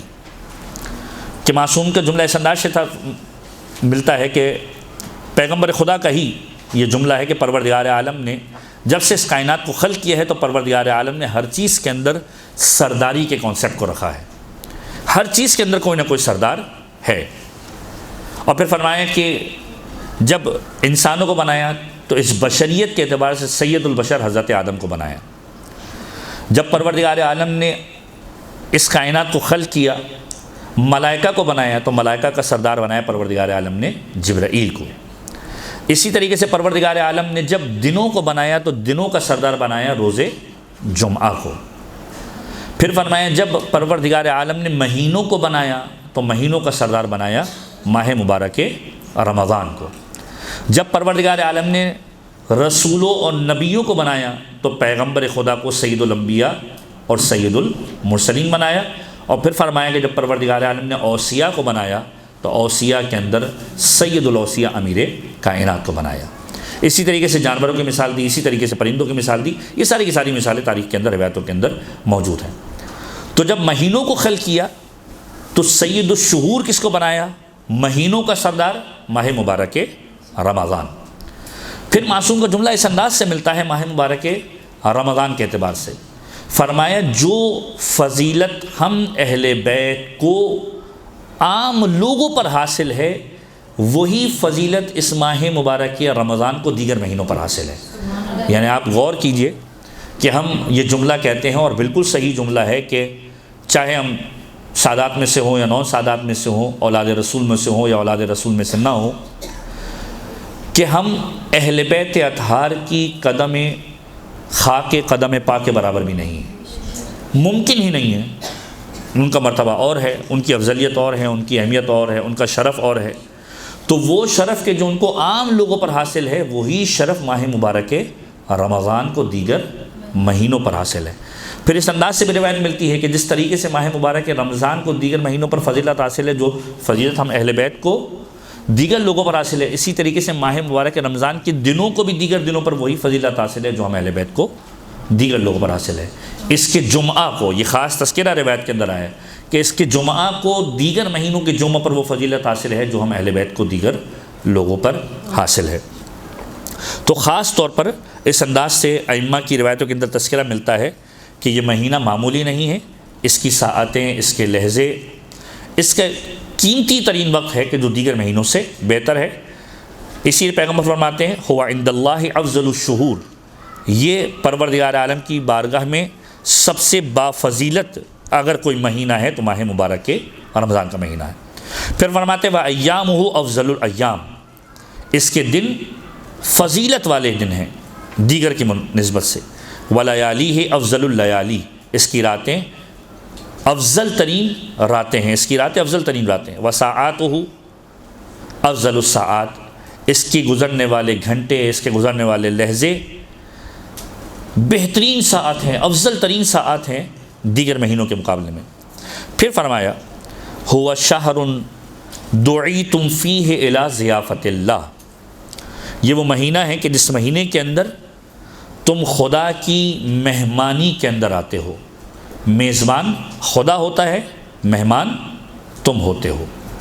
اب یہاں پر ایک بہت خوبصورت فلسفہ، اگر آپ اپنی ذاتی زندگی، ظاہری زندگی کے اعتبار سے اس کو انالائز کرنے کی کوشش کریں کہ پیغمبر نے کتنی خوبصورت بات کی ہے یہاں پر، اور یہ روایتوں کے اعتبار سے مختلف روایتیں اور بھی موجود ہیں۔ ہوا شہر فیہ دعیتم فیہ الی ضیافت اللہ، پروردگار اس مہینے کے اندر تمہیں اپنی مہمانی کے اندر بلا لیا کرتا ہے۔ اب یہاں پر اگر آپ میزبان اور مہمان کے ہی رشتے کو دیکھیں تو آپ کی عقلوں کے اندر یہ سوال پیدا ہوگا کہ میزبان اور مہمان کا رشتہ جو ہے وہ بڑا خوبصورت رشتہ ہے۔ میزبان کے پاس جب مہمان آتا ہے تو میزبان اس طریقے سے اس کا استقبال کرتا ہے کہ مہمان کو کوئی پریشانی نہ ہو۔ میرے گھر کے اندر کوئی مہمان آ جائے تو میں قطعاً اس سے کوئی ایسی بات نہیں کروں گا کہ جو اس کی ناراضگی کا سبب بنے، اس کے لیے ساری کی ساری چیزیں میرے گھر میں مہیا ہوں گی، جو چاہیے اس کے سامنے اس کی خدمت میں پیش کروں گا۔ تو اب یہاں پر میزبان کون ہے اور یہاں پر مہمان کون ہے؟ میزبان قادر مطلق ہے، میزبان خداوند متعال کی ذات ہے۔ مہمان کون ہے؟ ہم ہیں۔ تو اب یہ دو طرفہ تعلق ہے میزبان کا اور مہمان کا۔ وہ میزبان ہے، ہم مہمان ہیں۔ میزبان نے اپنی میزبانی کس طریقے سے ادا کی ہے کہ آپ غور کیجئے، میزبان کو مہمان کی ہر ادا پسند آتی ہے۔ کسی کے گھر پہ کوئی مہمان آ جائے کبھی اس کی برائی نہیں کرتا کہ تمہارے اندر یہ خرابی ہے، تمہارے اندر یہ برائی ہے، بلکہ وہ ہر بات کے اندر کہتا نہیں آپ بالکل درست ہیں۔ یہ ایک جس کو کہتے ہیں کہ ریت ہے، رواج ہے اس دنیا کا، کہ جب آپ کے گھر پہ کوئی گیسٹ آتا ہے تو آپ گیسٹ کا خیال رکھتے ہیں، اور خدا کی بارگاہ میں گیسٹ آئے تو خدا پروردگار عالم کس طرح استقبال کرتا ہے، کس طریقے سے خیال رکھتا ہے کہ اس کے ہر عمل کو پسند کرتا ہے۔ یعنی وہ حق میزبانی اس انداز سے ادا کرتا ہے کہ تمہارا ہر عمل میری بارگاہ میں پسندیدہ ہے۔ اب اگر آپ انالائز کریں کہ اس پورے 24 گھنٹے کے اندر انسان کرتا کیا ہے، اگر ابتدا کریں سحری کرتا ہے، فرض کیجئے اگر رات سے ہم ابتدا کریں، سحری کرتا ہے، نماز پڑھتا ہے، نماز پڑھنے کے بعد سو جاتا ہے۔ ویسے ہی ماہ مبارک رمضان میں سونا جو ہے وہ لوگوں کا محبوب ترین کام ہوتا ہے، اور پھر دلیلیں بھی دی جاتی ہیں، اور دلیلیں بالکل درست ہیں، روایت کے جملے ہیں کہ اس مہینے کے اندر تو سونا بھی ثواب ہے، بالکل سونا ثواب ہے، بالکل درست کہہ رہے ہیں۔ اس مہینے کے اندر آرام کرنا بھی ثواب ہے، بالکل صحیح ہے، سانس لینا بھی ثواب ہے۔ تو انسان سحری کرتا ہے، نماز پڑھتا ہے، قرآن کریم کی تلاوت کرتا ہے، فرض کیجئے سوتا ہے۔ ہمارے یہاں تو رمضان اس انداز سے گزارا جاتا ہے کہ صبح سو تو پھر شام کو اٹھو گے، بس افطاری کا وقت آ جائے، روزہ گزر جائے کسی طریقے سے، تو روزہ گزار لیتا ہے، افطاری کا وقت آتا ہے، افطار کرتا ہے، اور پھر اپنے کاروباری زندگی کے اندر یا مدارس کے اندر یا دروس کے اندر پھر شریک ہوتا ہے۔ یہ 24 گھنٹے جو انسان گزارتا ہے، خدا کس طریقے سے پسند کرتا ہے؟ میزبان ہے، کہ تمہارا ہر عمل مجھے پسند ہے۔ ہوا شہر دعیتم فیہ الی ضیافت اللہ، تم خدا کی ضیافت کے اندر ہو، مہمانی کے اندر ہو، میزبان ہے تمہارا خدا۔ اب کیا کیا خدا نے؟ میزبانی کا حق کیسے ادا کیا؟ وجعلتم فیہ من اہل کرامت اللہ، خدا نے تمہیں ان لوگوں میں قرار دے دیا کہ جن کی خدا عزت کیا کرتا ہے، جس کی خدا عزت کیا کرتا ہے، جسے خدا اکرام کرتا ہے، عزت کرتا ہے۔ انفاسکم فیہ تسبیح، تمہارا سانس لینا اس مہینے کے اندر عبادت ہے۔ ہزاروں کی تعداد کے اندر انسان سانس لیتا ہے، یعنی ایک ایسا عمل کہ جو بعض اوقات انسان کے اختیار کے اندر نہیں رہتا، ایک لمحے تک انسان سانس روک سکتا ہے، اس کے بعد وہ اس کے اختیار میں نہیں رہتی، فوراً سانس لے گا کہ میری زندگی کی ضرورت ہے کہ ایک ایک لمحہ اگر مجھے گزارنا ہے تو سانس لینی ہے۔ یہ نظام تنفس جو ہے ایسا عمل کہ جو انسان کے ظاہری اعتبار سے اختیار کے اندر بھی نہیں ہے، اس کے لیے بھی پروردگار عالم کس کا ثواب دے رہا ہے؟ تسبیح کا۔ انفاسکم فیہ تسبیح ونومکم فیہ عبادہ، یہ سب کا پسندیدہ ترین ہوتا ہے۔ ونومکم فیہ عبادہ، اور اس مہینے کے اندر تمہارا سونا بھی عبادت ہے۔ وعملکم فیہ مقبول، جو تم عمل اس میں انجام دو گے خدا کی بارگاہ میں قبول ہے، مقبول ہے۔ ودعاؤکم فیہ مستجاب، اور تمہاری دعا خدا کی بارگاہ میں مستجاب ہے۔ اب یہ پیغمبر نے خطبے کے اندر جملہ کہا، ساری چیزیں کو عرب کر دی، تمہیں صاحبان عزت کر دیا، تمہاری سانسوں پر تسبیح کا ثواب، تمہارے سونے پر عبادت کا ثواب، تمہارے عمل کو خدا کی بارگاہ میں مقبول کر دیا، تمہاری دعاؤں کو قبولیت والا کر دیا۔ اب اگر دیکھیے میزبان اور مہمان کے رشتے کو ہم تھوڑا اور آگے بڑھائیں، ابتدا میں نے کی سحری سے کرتے ہیں۔ سحری کرنا بہترین عمل ہے، اس لیے نہیں کہ کھانا کھاتے ہیں، ماہ مبارک رمضان کے اندر تو ویسے بھی انسان 4 ٹائم کھانا کھاتا ہے۔ جب سحری کرتا ہے تو سوچتا ہے کہ دوپہر کا نہیں کھانا، زیادہ کھاتا ہے۔ افطاری کے وہ کہتا ہے دوپہر کا نہیں کھایا تو دوبارہ کھاتا ہے۔ تو الحمدللہ صحتیاب ہو جاتے ہیں لوگ بہرحال، اور ماہ مبارک رمضان کے بعد اکثر لوگوں کے وزن بڑھ بھی جاتے ہیں، اچھی بات ہے، مسئلہ نہیں ہے۔ تو ماہ مبارک رمضان کے اندر پہلا عمل فرض کیجیے ہم کرتے ہیں سحری کا۔ اب خدا حق میزبانی کو کیسے ادا کر رہا ہے کہ یہ سحری کا عمل ہم لوگ بعض اوقات امپورٹنس نہیں دیتے ہیں۔ جوان طبقہ ہے، بہت سارے لوگ ہیں بغیر سحری کے روزہ رکھیں گے، رات کو سو گئے، یا بہت سارے لوگ کہتے ہیں ہماری رات کو جلدی سونے کی عادت ہے، سحری کے وقت کون اٹھے بھائی، رات کو ہی کرو اور سو جاؤ اور پھر صبح اٹھیں گے نماز فجر کے وقت۔ نہیں، سحری کے وقت کو خاص امپورٹنس دی ہے ائمہ طاہرین نے، کہ معصوم کا جملہ ملتا ہے کہ کچھ اوقات ایسے ہوتے ہیں کہ جس میں پروردگار عالم انسان کی حاجات کو پورا کیا کرتا ہے، اور ان اوقات کے اندر ایک وقت وہ ہے کہ جو فجر سے متصل سحری کا وقت ہے، کہ اس وقت کے اندر پروردگار عالم سے جو مانگا جائے پروردگار عالم اسے قبول کیا کرتا ہے۔ تو یہ جو سحری کا وقت ہے اس کی خاص امپورٹنس ہے۔ اب حق میزبانی کیسے ادا کر رہا ہے پروردگار عالم؟ اس انداز سے کہ جب اگر کوئی فجر پر اٹھتا ہے اس سے پہلے سحری کو کرتا ہے تو معصوم کی روایت کا جملہ، چھٹے امام کا جملہ پیغمبر سے نسبت دے کر کہ ان اللہ و ملائکتہ، اب یہ روایت کا جملہ ہے، ان اللہ و ملائکتہ یصلون علی المستسحرین والمستغفرین بالاسحار، خدا اور اس کے ملائکہ اس پر درود بھیجتے ہیں کہ جو سحری کے وقت اٹھ کر سحری کرتا ہے اور سحر خیز ہو کر استغفار کرتا ہے، یعنی سحری کے وقت استغفار کرنے والا اور سحری کرنے والا، سحر کرنے والا پروردگار عالم کی بارگاہ میں اتنا پسندیدہ ہے کہ پروردگار عالم اور اس کے ملائکہ اس پر درود بھیجتے ہیں۔ ان اللہ و ملائکتہ یصلون علی المستسحرین والمستغفرین بالاسحار، کہ جو سحر کے وقت اٹھتے ہیں اور استغفار کرتے ہیں۔ انہیں ایک اور عمل بتا دیا گیا کہ سحر کے وقت اٹھ کے جہاں آپ سحری کر رہے ہیں وہیں پر خدا کی بارگاہ میں استغفار کریں۔ یہ استغفار وہ عمل ہے کہ جو ماہ مبارک کے شعبان کے اعتبار سے تو بیان ہوتا ہے۔ امام رضا فرماتے ہیں کہ جو شخص ماہ مبارک کے شعبان کے اندر روزانہ 70 مرتبہ استغفار کرتا ہے، پروردگار عالم اس کے گناہوں کو معاف کر دیا کرتا ہے۔ پھر فرمایا کسی نے کہ مولا کس طریقے سے استغفار کریں؟ مولا نے کہا کہ اس انداز سے خدا کی بارگاہ میں کہو استغفر اللہ و اسألہ التوبہ، جو آپ یقیناً سنتے رہتے ہیں۔ اسی طریقے سے ماہ مبارک رمضان کے اندر بھی آپ دیکھیں شب قدر کے اندر جو اعمال بیان کیے جاتے ہیں اس میں سب سے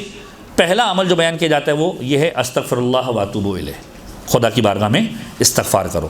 تو استغفار جو وہ اس مہینے کا بہترین عمل ہے۔ تو فرمایا کہ خدا اور اس کے ملائکہ اس پر درود بھیجتے ہیں کہ جو سحری کے وقت اٹھتا ہے اور سحری کے وقت اٹھ کر استغفار کرتا ہے۔ اب یہ دن کی ابتدا ہوئی، انسان نے نماز پڑھی۔ نماز کے بارے میں فرمایا کہ جو اس مہینے کے اندر نماز پڑھتا ہے دیگر مہینوں کے اندر 70 نمازوں کے برابر ثواب ملنے والا ہے۔ جو انسان ایک عمل نیکی کا انجام دیتا ہے دیگر مہینوں کی نسبت 70 کے برابر اس کا ثواب ملتا ہے۔ جو ایک آیت پڑھتا ہے گویا دوسرے مہینے کے اندر پورے قرآن پڑھنے کا ثواب ملتا ہے۔ آپ ذرا غور کیجئے کہ کس طریقے سے ملٹیپلیکیشنز اس ماہ مبارک رمضان کے اعتبار سے بیان کی گئی۔ سو گئے، سونے کا ثواب، سانس لے رہے ہیں، سانس لینے کا ثواب، روزہ گزر گیا، عبادتیں کی، عبادتوں کا ثواب، یہاں تک کہ افطار کا وقت آ گیا۔ اب افطار کے وقت بہت خوبصورت روایت کا جملہ ہے جو امیر کائنات سے پیغمبر خدا نے ارشاد فرمایا کہ مولا متقیان موجود تھے، پیغمبر خدا موجود تھے، افطار کا وقت آیا، اور جب افطار کا وقت آیا تو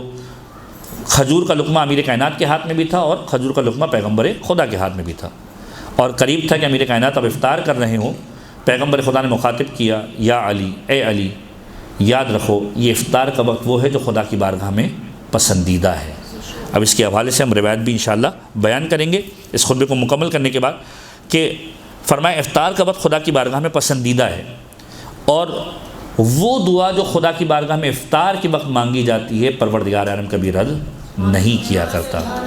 تو یہ ٹریڈیشن ائمہ کا ٹریڈیشن ہے جو ائمہ نے ہمیں سکھایا ہے کہ جب ہم اپنے بچوں کو بھی اس کی تعلیم دیں کہ جب ہم روزہ افطار کرنے کے لیے بیٹھیں تو جہاں ساری نعمتیں ان کے سامنے موجود ہوں وہیں پر یہ لقمہ جب اس کے جسم میں جا رہا ہو تو اہل بیت اطہار کی اس ریت کو، اہل بیت اطہار کے اس عمل کو اس کو یاد کروائیں کہ یہ سبب قبولیت ہے، یہ دعاؤں کے قبول ہونے کا باعث ہے کہ جب تم روزہ کھول رہے ہو خدا کی بارگاہ میں دعا کرو۔ اور میں اس چیز کا وٹنس ہوں، بہت سارے لوگوں کو جب یہ عمل بتایا اکثر متوجہ ہوتے ہیں اور یقیناً لوگ عادی ہوتے ہیں، سورہ مبارکہ انا انزلنا کی تلاوت کرتے ہیں، دیگر سوروں کی تلاوت کرتے ہیں، یوں تو قرآن کریم کی ویسے ہی تلاوت کا ثواب ہے، لیکن اس مقام پر جو دعا مانگی جاتی ہے افطار کے وقت پروردگار عالم خاص طور پر قبول کرتا ہے کہ پیغمبر کہتے ہیں یا علی کہ یہ دعا جو افطار کے وقت مانگی جاتی ہے پروردگار عالم کبھی رد نہیں کیا کرتا۔ اب اس کے بعد پیغمبر فرماتے ہیں کہ یہ مہینہ وہ ہے جو برکت و رحمت و مغفرت کے ساتھ آ رہا ہے، افضل ترین مہینہ ہے، اس کے دن افضل ہیں، اس کی راتیں افضل ہیں، اس کی ساعتیں افضل ہیں، اس میں خدا کے تم مہمان ہو، تمہیں صاحب عزت بنا دیا گیا، تمہارے سانسوں کا ثواب پروردگار دینے والا ہے، تمہیں سونے پر عبادت کا ثواب ملنے والا ہے، تمہارے عمل مقبول ہے، تمہاری دعائیں مستجاب ہے۔ پھر فرمایا کہ خدا سے سوال کرو اس مہینے کے اندر سچی نیتوں کے ساتھ، فاسألوا اللہ ربکم بنیات صادقہ، اپنے رب سے پالنے والے سے سوال کرو سچی نیتوں کے ساتھ، وقلوب طاہرہ، پاکیزہ ترین قلوب کے ساتھ مانگو، ان یوفقکم للصیام، ہی کہ وہ تمہیں توفیق دے کہ تم اس مہینے کے اندر روزہ رکھو۔ یعنی آپ غور کیجئے کہ ہے واجب چیز لیکن پیغمبر کے انداز سے شوق دلانے کہ خدا سے توفیق مانگو، یعنی یہاں پر بتایا جا رہا ہے کہ انسان جو عبادتیں انجام دیتا ہے در حقیقت توفیق پروردگار کا محتاج ہوتا ہے، توفیق پروردگار کا محتاج ہوتا ہے۔ جب انسان گناہ کرتا ہے، یہ جملہ آپ اپنے دماغ میں اس انداز سے سمجھنے کی کوشش کیجئے کہ کچھ جملے روایتوں کے اندر ملتے ہیں، اور ماہ مبارک رمضان سے اس کا تعلق اس لیے بھی ہے کہ معصوم کا جملہ ملتا ہے من صامہ وقامہ ایمانا و احتسابا خرج من ذنوبہ کیوم ولدتہ امہ، کہ جو ماہ مبارک رمضان کے اندر روزہ رکھتا ہے، من صامہ وقامہ اس میں قیام کرتا ہے، ایمانا و احتسابا ایمان رکھتے ہوئے اپنا محاسبہ کرتے ہوئے، خرج من ذنوبہ کیوم ولدتہ امہ گناہوں سے ایسے خارج ہو جایا کرتا ہے جیسے ایک نومولود بچہ جب اپنی ماں کے پیٹ سے باہر آتا ہے اس کے ذمے کوئی گناہ نہیں ہوتا۔ جو ماہ مبارک رمضان کو اس انداز سے گزارتا ہے پروردگار عالم اس سے گناہوں سے نکال دیا کرتا ہے۔ بری کر دیا کرتا ہے، نئی زندگی شروع کرتا ہے جیسے ایک نومولود بچہ۔ یہی روایت کربلا کے اعتبار سے ملتی ہے کہ من زار الحسین، جو امام حسین کی زیارت کرے، خرج من ذنوبہ کیوم ولدتہ امہ، کہ اس طریقے سے گناہوں سے خارج ہو جاتا ہے کہ جیسے ایک نومولود بچہ۔ یہی روایت حج کے اعتبار سے ملتی ہے کہ جو شخص حج کو انجام دے، حاجی بن گیا، خرج من ذنوبہ کیوم ولدتہ امہ، ایسے گناہوں سے نکل جایا کرتا ہے جیسے ایک نومولود بچہ۔ اب انسان کیا اس بات پر پورے سال گناہ کرتے رہے کہ میں ماہ مبارک رمضان آئے گا تو اپنے آپ کو پاک و پاکیزہ بنوا لوں گا، یا پورے سال گناہ کرے اور ایک مرتبہ امام حسین کی زیارت کے لے جائے اور کہے کہ اب میں پاک و پاکیزہ ہو گیا، یا زندگی بھر گناہ کرے اور حج کا ویٹ کرے کہ حج بیت اللہ کر کے آؤں گا تو گناہ سے آزاد ہو جاؤں گا؟ نہیں، روایتیں کہتی جب انسان کسی ایسے عمل کو انجام دیتا ہے، خداوند متعال یہ تحفہ دیتا ہے، روزہ رکھ لیا، خدا نے اسے پاک و پاکیزہ کر دیا، زیارت امام حسین کر کے آ گیا، پروردگار عالم نے پاک و پاکیزہ کر دیا، حج کر کے آ گیا، خداوند متعال نے اس کو پاک و پاکیزہ کر دیا۔ لیکن جیسے ہی ایک گناہ اس کی ذات سے سرزد ہوا، پروردگار عالم اس کی توفیقات کو سلب کرنا شروع کر دیتا ہے، اس کی توفیقات سلب ہو جاتی ہے کہ انسان خدا کی بارگاہ میں اگر نماز پڑھنے کے لیے نہ کھڑا ہو تو یہ تصور کرے، یہ جملے سوشل میڈیا کے اوپر آپ پڑھتے ہیں، لیکن روایتوں کو اگر نچوڑ کر دیکھیں تو ان روایتوں کے اندر حاصل حصول یہ ملے گا کہ یہ سوچے خدا کی بارگاہ میں کہ آج مجھ سے ایسا کیا سرزد ہوا کہ خدا نے مجھے اپنی بارگاہ میں کھڑا رہنا بھی نصیب نہیں کیا۔ یہ توفیق پروردگار عالم سلب کر لیتا ہے۔ یہ ایک روایت جو امام حسین کی زیارت کے اعتبار سے ملتی ہے، زیادہ بہتر انداز سے آپ سمجھ سکیں اس جملے کو، کہ ایک جملہ ملتا ہے کہ من زار الحسین صلی اللہ علیہ وآلہ، کہ جو امام حسین کی زیارت کرتا ہے، پروردگار عالم اس کے ماقبل گناہوں کو بھی معاف کر دیا کرتا ہے، ماں بعد گناہوں کو بھی معاف کر دیا کرتا ہے، کہ پرانے گناہ بھی معاف ہو گئے، اگلے گناہ بھی معاف ہو گئے، جو ترجمہ ہوتا ہے۔ اس سے مراد کیا ہے؟ اس کا مراد یہ ہے کہ امام حسین کی زیارت کرنے کے بعد انسان کو لائسنس مل گیا گناہ کرنے کا؟ نعوذ باللہ من ذالک، ایسا نہیں ہے۔ علماء کہتے ہیں اس سے مراد یہ ہے کہ ماقبل گناہ تو معاف ہو گئے، اگلی زندگی کے لیے خدا توفیق دیتا ہے کہ گناہ انجام نہ دے۔ تو اسی طریقے سے ماہ مبارک رمضان، کہ تم خدا سے توفیق طلب کرو کہ اس مہینے کے روزے رکھ سکو، کہ پروردگار عالم تمہیں یہ توفیق دے۔ اب توفیق کا مطلب کیا ہے؟ ایسا نہیں کہ واجب کے لیے توفیق مانگی جا رہی، کہ خدا سے توفیق مانگو کہ پروردگار کسی مرض کے اندر مبتلا نہ کر دینا، پروردگار کسی بیماری کے اندر مبتلا نہ کر دینا، کہ ایسا نہ ہو کہ بیماری کے سبب سے میرے اس مہینے کے روزے چھوڑ دوں۔ خدا سے سچی نیتوں کے ساتھ، پاکیزہ ترین دل کے ساتھ سوال کرو کہ وہ تمہیں توفیق دے اس مہینے کے روزے کی، وَتِلَاوَتِ کتابہ،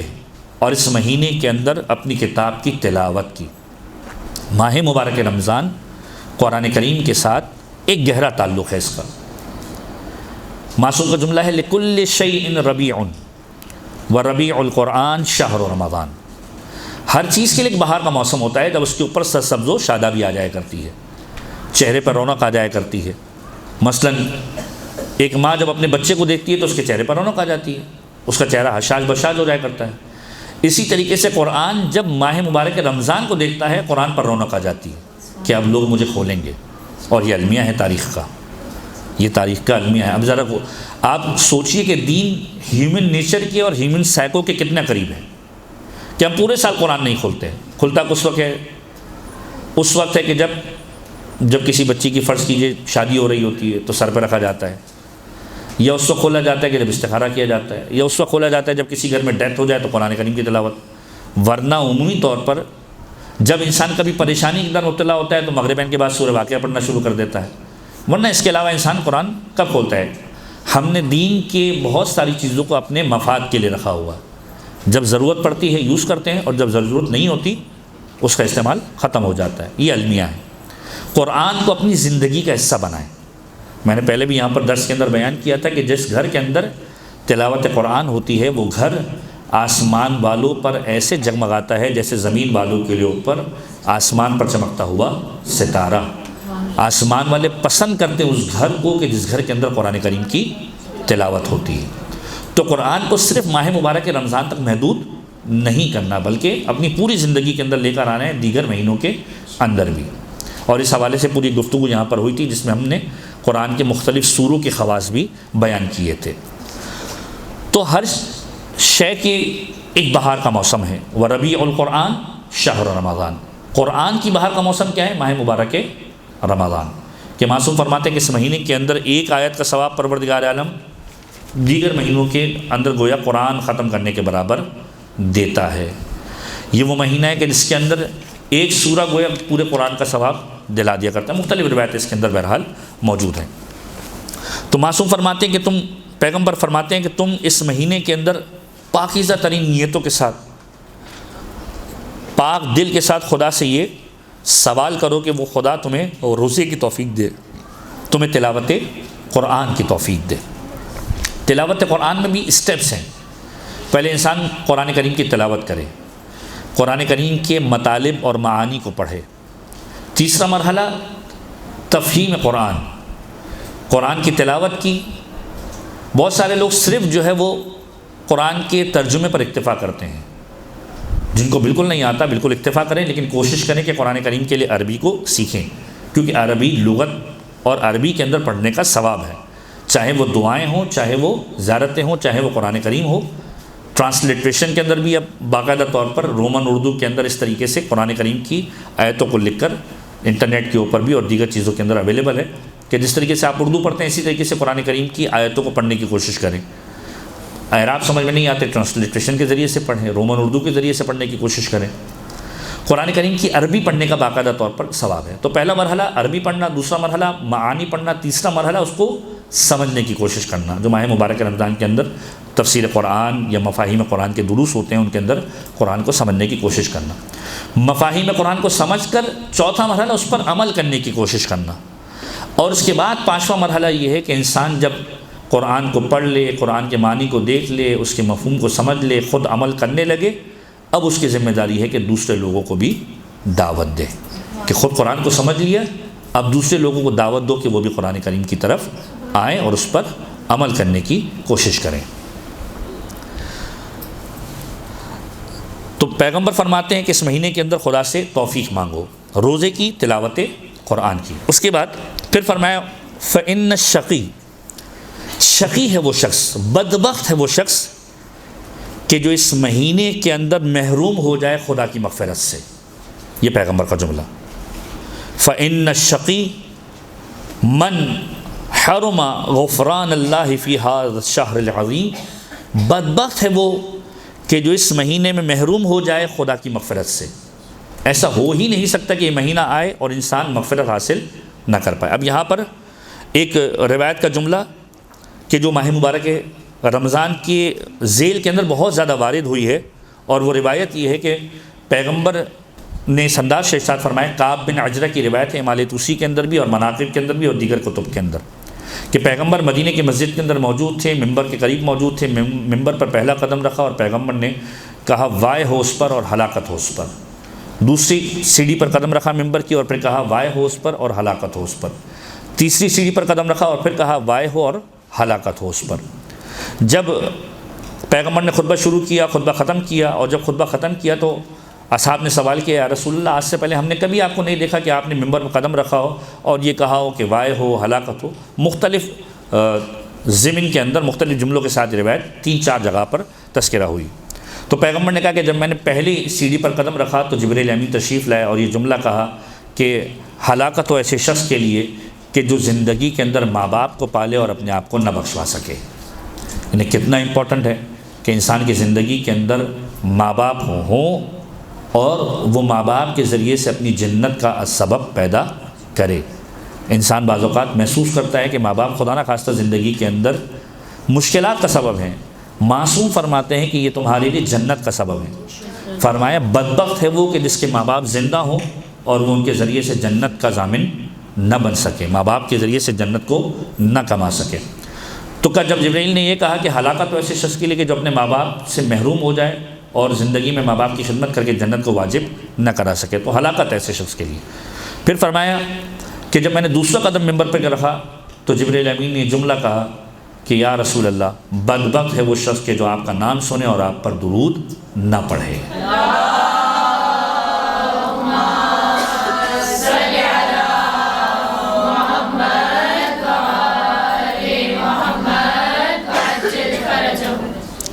اور اس کے بعد جب تیسرا قدم منبر پر رکھا تو جبریل امین نے اس انداز سے مخاطب ہو کر کہا کہ یا رسول اللہ،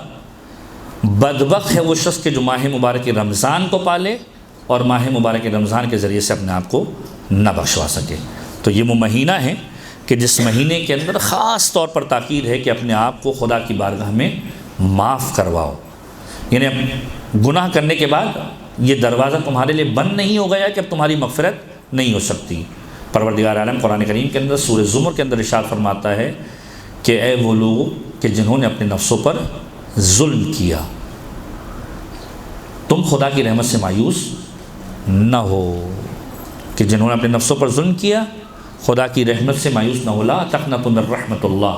فإن اللہ یغفر الذنوب جميعا، کہ خدا کی رحمت سے مایوس نہ ہونا۔ لا تقنطوا من رحمت اللہ فإن اللہ یغفر الذنوب جميعا، خدا تمہارے تمام گناہوں کو معاف کرنے والا ہے۔ تو یہ روایت بہت زیادہ بیان کی جاتی ہے جو تاریخ کے اندر ماہ مبارک رمضان کے ذیل کے اندر آتی ہے کہ جو ماہ مبارک رمضان کو پالے اور اپنے آپ کو نہ بخشوا سکے، پروردگار عالم کی بارگاہ میں بدبخت ہے، اس کے لیے ہلاکت ہے۔ یہاں تک کہ روایت کے جملے اس انداز سے میں ملتے ہیں کہ معصوم فرماتے ہیں کہ بدبخت ہے وہ شخص کہ جو اپنے آپ کو ماہ رمضان میں نہ بخشوا سکے، اور پھر فرمایا کہ اگر کوئی شخص محروم ہو جائے تو وہ انتظار کرے روز عرفہ کا، کہ روز عرفہ اسے نصیب ہو جائے اور پھر عرفہ کے دن خدا کی بارگاہ میں مغفرت طلب کرے، یا میدان عرفہ کے اندر پہنچ کر خدا کی بارگاہ سے مغفرت طلب کرے۔ تو فرمایا شقی ہے وہ کہ جو محروم ہو جائے اس مہینے کے اندر مغفرت سے۔ اور پھر فرمایا کہ تم اس بھوک و پیاس کے ذریعے سے وَاذْكُرُوا بِجُوعِكُمْ وَعَطَشِكُمْ فِيهِ جُوعَ يَوْمِ الْقِيَامَةِ وَعَطَشًا، کہ تم اس بھوک و پیاس کے ذریعے سے کہ جو روزے کے اندر تمہیں محسوس ہوتی ہے، یاد کرو روز قیامت کی بھوک و پیاس کو، کہ یہ جو تم کچھ گھنٹوں کے لیے بھوک و پیاسے ہو، جب بھوک کو محسوس کرو، جب پیاس کو محسوس کرو، تو اس کے ذریعے سے یاد کرو کہ روز قیامت کے اندر تمہاری کیا کیفیت ہوگی۔ اور پھر فرمایا کہ وَتَصَدَّقُوا عَلَىٰ فُقَرَائِكُمْ وَمَسَاكِينِكُمْ، اس مہینے کے اندر فقراء اور مساکین کے لیے صدقہ کرو۔ ایک بہترین عمل ہے ہر مہینے کے اعتبار سے، اور خصوصیت کے ساتھ رجب، شعبان اور رمضان۔ کہ جب معصوم سے سوال کیا گیا غالباً 8ویں امام کی روایت کہ ماہ مبارک شعبان کا بہترین عمل کیا ہے، تو امام نے 3 چیزوں کی بات کی۔ پہلا فرمایا روزہ رکھنا، دوسرا فرمایا استغفار کرنا، اور پھر تیسرا فرمایا اس مہینے کے اندر صدقہ دینا۔ ماہ مبارک رمضان کے اندر بھی یہی بات ائمہ کی روایتوں کے اندر ملتی ہے، اور رمضان کے اندر لوگ زیادہ آمادہ ہوتے ہیں۔ آپ دیکھتے ہیں کہ مختلف راشن پروجیکٹس چل رہے ہوتے ہیں، مختلف ایڈس چل رہی ہوتی ہیں کہ جو لوگوں کو امداد فراہم کر رہی ہوتی ہیں، تو ایک خاص ماحول ہوتا ہے ماہ مبارک رمضان کا۔ تو پیغمبر فرماتے ہیں وَتَصَدَّقُوا عَلَىٰ فُقَرَائِكُمْ وَمَسَاكِينِكُمْ، تمہارے درمیان میں تمہارے قرب و جوار کے اندر جو فقراء اور مساکین ہوں ان کو صدقہ دو، یعنی ان کے ساتھ نیکی کرو۔ وَوَقِّرُوا كِبَارَكُمْ، اور توقیر کرو اپنے بزرگوں کی، احترام کرو اپنے بزرگوں کا۔ وَارْحَمُوا صِغَارَكُمْ، رحم کرو اپنے چھوٹوں پر۔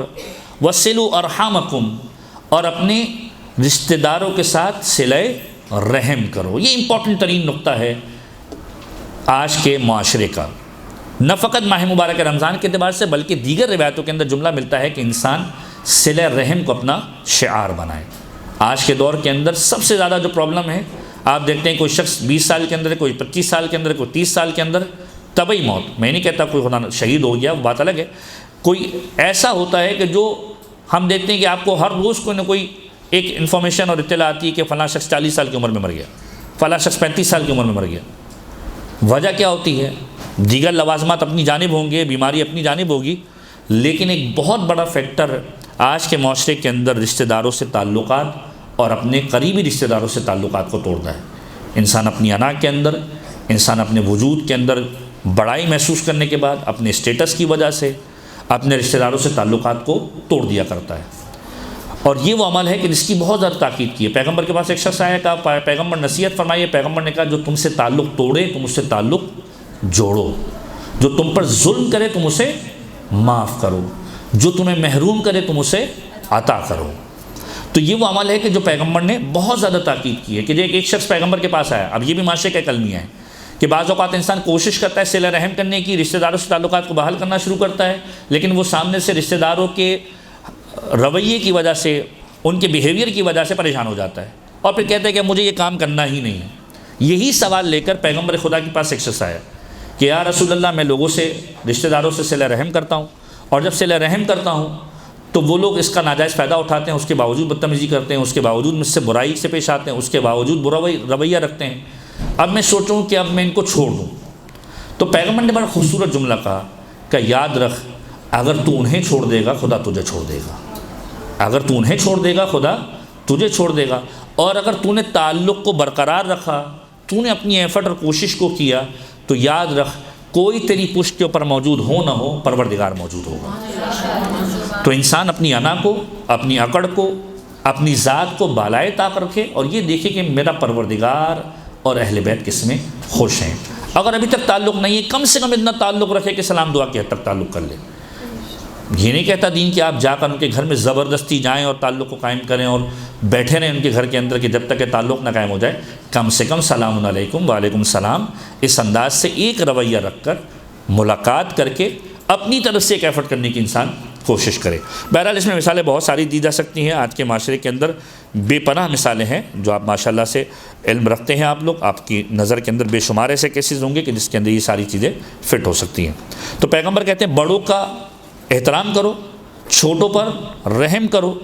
اور اپنے ذوی الارحام، اپنے رشتہ داروں سے صلہ رحم کرو، کہ یہ وہ عمل ہے کہ جو ائمہ کی بارگاہ میں پسندیدہ ہے۔ چھٹے امام کا جملہ ہے، دو چیزیں خدا کی بارگاہ میں بہت پسند ہیں،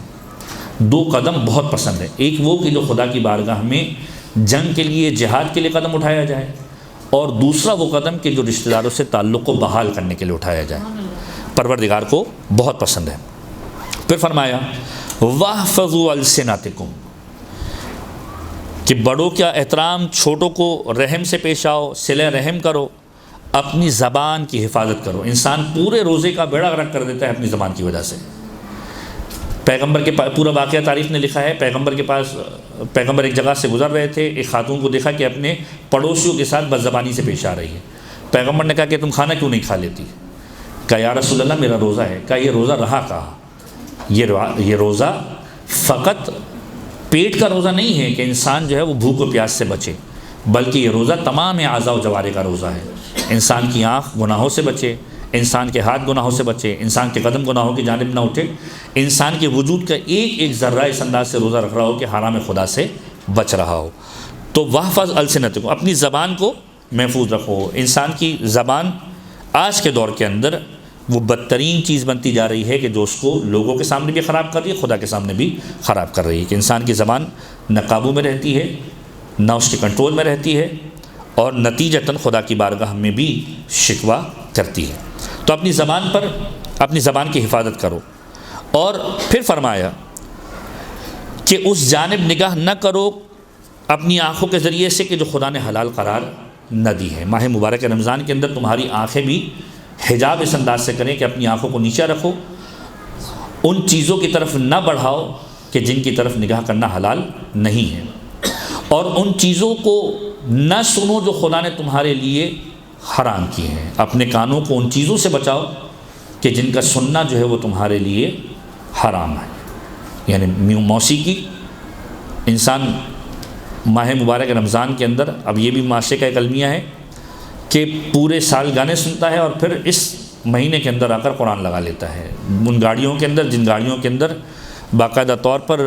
بڑی بڑی آوازوں کے ساتھ جو ہے وہ پورے سال گانے چل رہے ہوتے ہیں، ماہ مبارک رمضان میں قرآن کریم آ جاتا ہے، پھر ماہ مبارک محرم میں نوحے آ جاتے ہیں، رجب شعبان میں قصیدے آ جاتے ہیں۔ تو بقیہ جتنے مہینے بچ گئے ان مہینوں کے اندر شریعت نے کسی قسم کی کوئی ریلیکسیشن نہیں دی ہے کہ آپ کو گانے سننے یا قوالی سننے یا دیگر چیزوں کی سننے کی اتھارٹی مل گئی۔ اگر اہل بیت کے چاہنے اور ماننے والے ہیں تو یہ قرآن کریم، یہ قصیدے، یہ مجلسیں اور یہ نوحے پورے سال پھر آپ کی گاڑی میں ہونے چاہیے اور آپ کے گھروں کے اندر بھی ہونے چاہیے۔ تو پیغمبر اس خطبے کے اندر ارشاد فرما رہے کہ نہ نظریں اٹھاؤ حرام خدا کی طرف، نہ تمہارے کان کسی حرام خدا کو سنیں۔ اور پھر فرمایا کہ یاد رکھو یتیموں کے اعتبار سے خاص خیال رکھنا، تمہارے پاس کوئی یتیم آئے تو خالی ہاتھ نہ جائے، اس سے مہربانی سے پیش آنا۔ اور پھر خدا کی بارگاہ میں اپنے ذنوب کی، اپنے گناہوں کی توبہ کرو۔ اب پیغمبر اس خطبے کے اندر اس انداز سے متوجہ کر رہے ہیں کہ اس مہینے کے اندر تم خدا کی بارگاہ میں اس انداز سے توبہ کرو کہ وَارْفَعُوا إِلَيْهِ أَيْدِيكُمْ بِالدُّعَاء فِي أَوْقَاتِ صَلَاتِكُمْ، اپنے ہاتھوں کو نماز کے اوقات کے وقت اس کی بارگاہ میں دعا کے لیے بلند کرو۔ کیوں؟ جیسا کہ میں نے بیان کیا، افطار کا وقت، اسی لیے کہ ہر نماز کا وقت، فرمایا فَإِنَّهَا أَفْضَلُ السَّاعَاتِ، کہ نماز کا وقت وہ بہترین اور فضیلت والا وقت ہوا کرتا ہے، يَنظُرُ اللَّهُ عَزَّ وَجَلَّ، پروردگار دیکھا کرتا ہے اس لہجے کے اندر، فیہا بالرحمت علی عبادہ،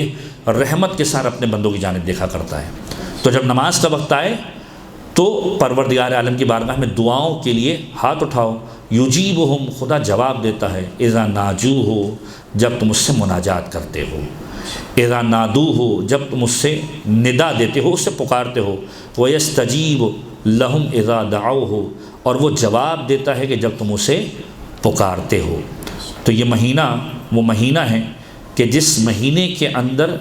پروردگار چاہتا ہے کہ تم اس کے قریب آؤ۔ اے لوگو، تمہارے نفس تمہارے اعمال کے ساتھ خدا کی بارگاہ میں پہنچیں گے، تو اس نفس کو استغفار کے ساتھ خدا کی بارگاہ میں پہنچاؤ، اور یاد رکھو چھوٹا سا بھی اگر کرو تو خدا کی بارگاہ میں ضرور کرو، اور خدا کی بارگاہ میں طویل سجدے کرو۔ یاد رکھو پروردگار عالم نے اس انداز سے ذکر کیا ہے اور اپنی عزت کی قسم کھائی ہے کہ وہ نماز پڑھنے والوں پر، سجدہ کرنے والوں پر عذاب نہیں کرے گا۔ اس مہینے کے اندر نماز اور سجدہ گزاری پروردگار عالم کی بارگاہ میں زیادہ کرو۔ اور اس کے بعد جو دوسرا حصہ ہے، اگرچہ یہ طویل خطبہ ہے، پورا خطبہ مکمل بھی نہیں ہو سکا، پھر فرمایا کہ جس مہینے کے اندر ایک مومن کو روزہ افطار کرواتا ہے، گویا خدا کی بارگاہ میں ایسا ہے کہ ایک غلام کو آزاد کراتا ہے، اور اس افطاری کے ذریعے سے ایک مومن کو پروردگار عالم جو ثواب دیتا ہے وہ یہ ہے کہ اس کی گزشتہ تمام گناہوں کی مغفرت کر دیا کرتا ہے۔ کسی نے کھڑے ہو کر سوال کیا، جو ہم سب کا بھی سوال ہے، یا رسول اللہ لیس کلنا یقدر علی ذلک، ہم میں سے ہر ایک قدرت نہیں رکھتا، استطاعت نہیں رکھتا کہ ہم افطاری کرا سکیں۔ فرمایا ایک شخص کو کراؤ، اپنے آپ کو آتش جہنم سے بچاؤ، اگرچہ کہ ایک کھجور کے ٹکڑے اور ایک پانی کے گلاس کے ذریعے ہی کیوں نہ ہو۔ اتقوا النار ولو بشق تمرۃ، اتقوا النار ولو بشربۃ من ماء، چاہے وہ پینے کا ایک چھوٹا سا پانی ہو، چاہے وہ ایک چھوٹی سی کھجور ہو، اس کے ذریعے سے اپنے آپ کو آتش جہنم سے نجات دلاؤ۔ کہ روزہ افطار کروانا خدا کی بارگاہ میں ایسا عمل ہے کہ جو خدا کی بارگاہ میں پسندیدہ ہے۔ پروردگار عالم کی بارگاہ میں ہم سب دعا کرتے ہیں کہ وہ مہینہ ہے جس مہینے کے بارے میں روایت کا جملہ، اور اسی پہ اپنی گفتگو کو ہم تمام کریں گے، کہ پروردگار عالم اس مہینے کی پہلی رات کو جنت کے دروازوں کو کھول دیا کرتا ہے اور اسے آخر تک بند نہیں کیا کرتا ہے۔ پروردگار اس مہینے کے اندر بہترین طریقے سے ہم سب کو داخل ہونے کی توفیق عنایت فرما، اور اس مہینے کی تمام برکتوں کو اور رحمتوں کو حاصل کرنے کی توفیق عنایت فرما، اور اس مہینے کے ہدف کہ جو تقوی ہے پروردگار اس مہینے کے بعد ہم سب کو صاحب تقوی بننے کی توفیق عنایت فرما، اور ہم سب کے ائمہ کو ہم سے راضی و خوشنود فرما، امام زمانہ کے ظہور کے اندر تعجیل فرما۔ وآخر دعوانا عن الحمد للہ رب العالمین۔ برحمتك يا أرحم الراحمين، وصلى الله على محمد وآله الطاهرين۔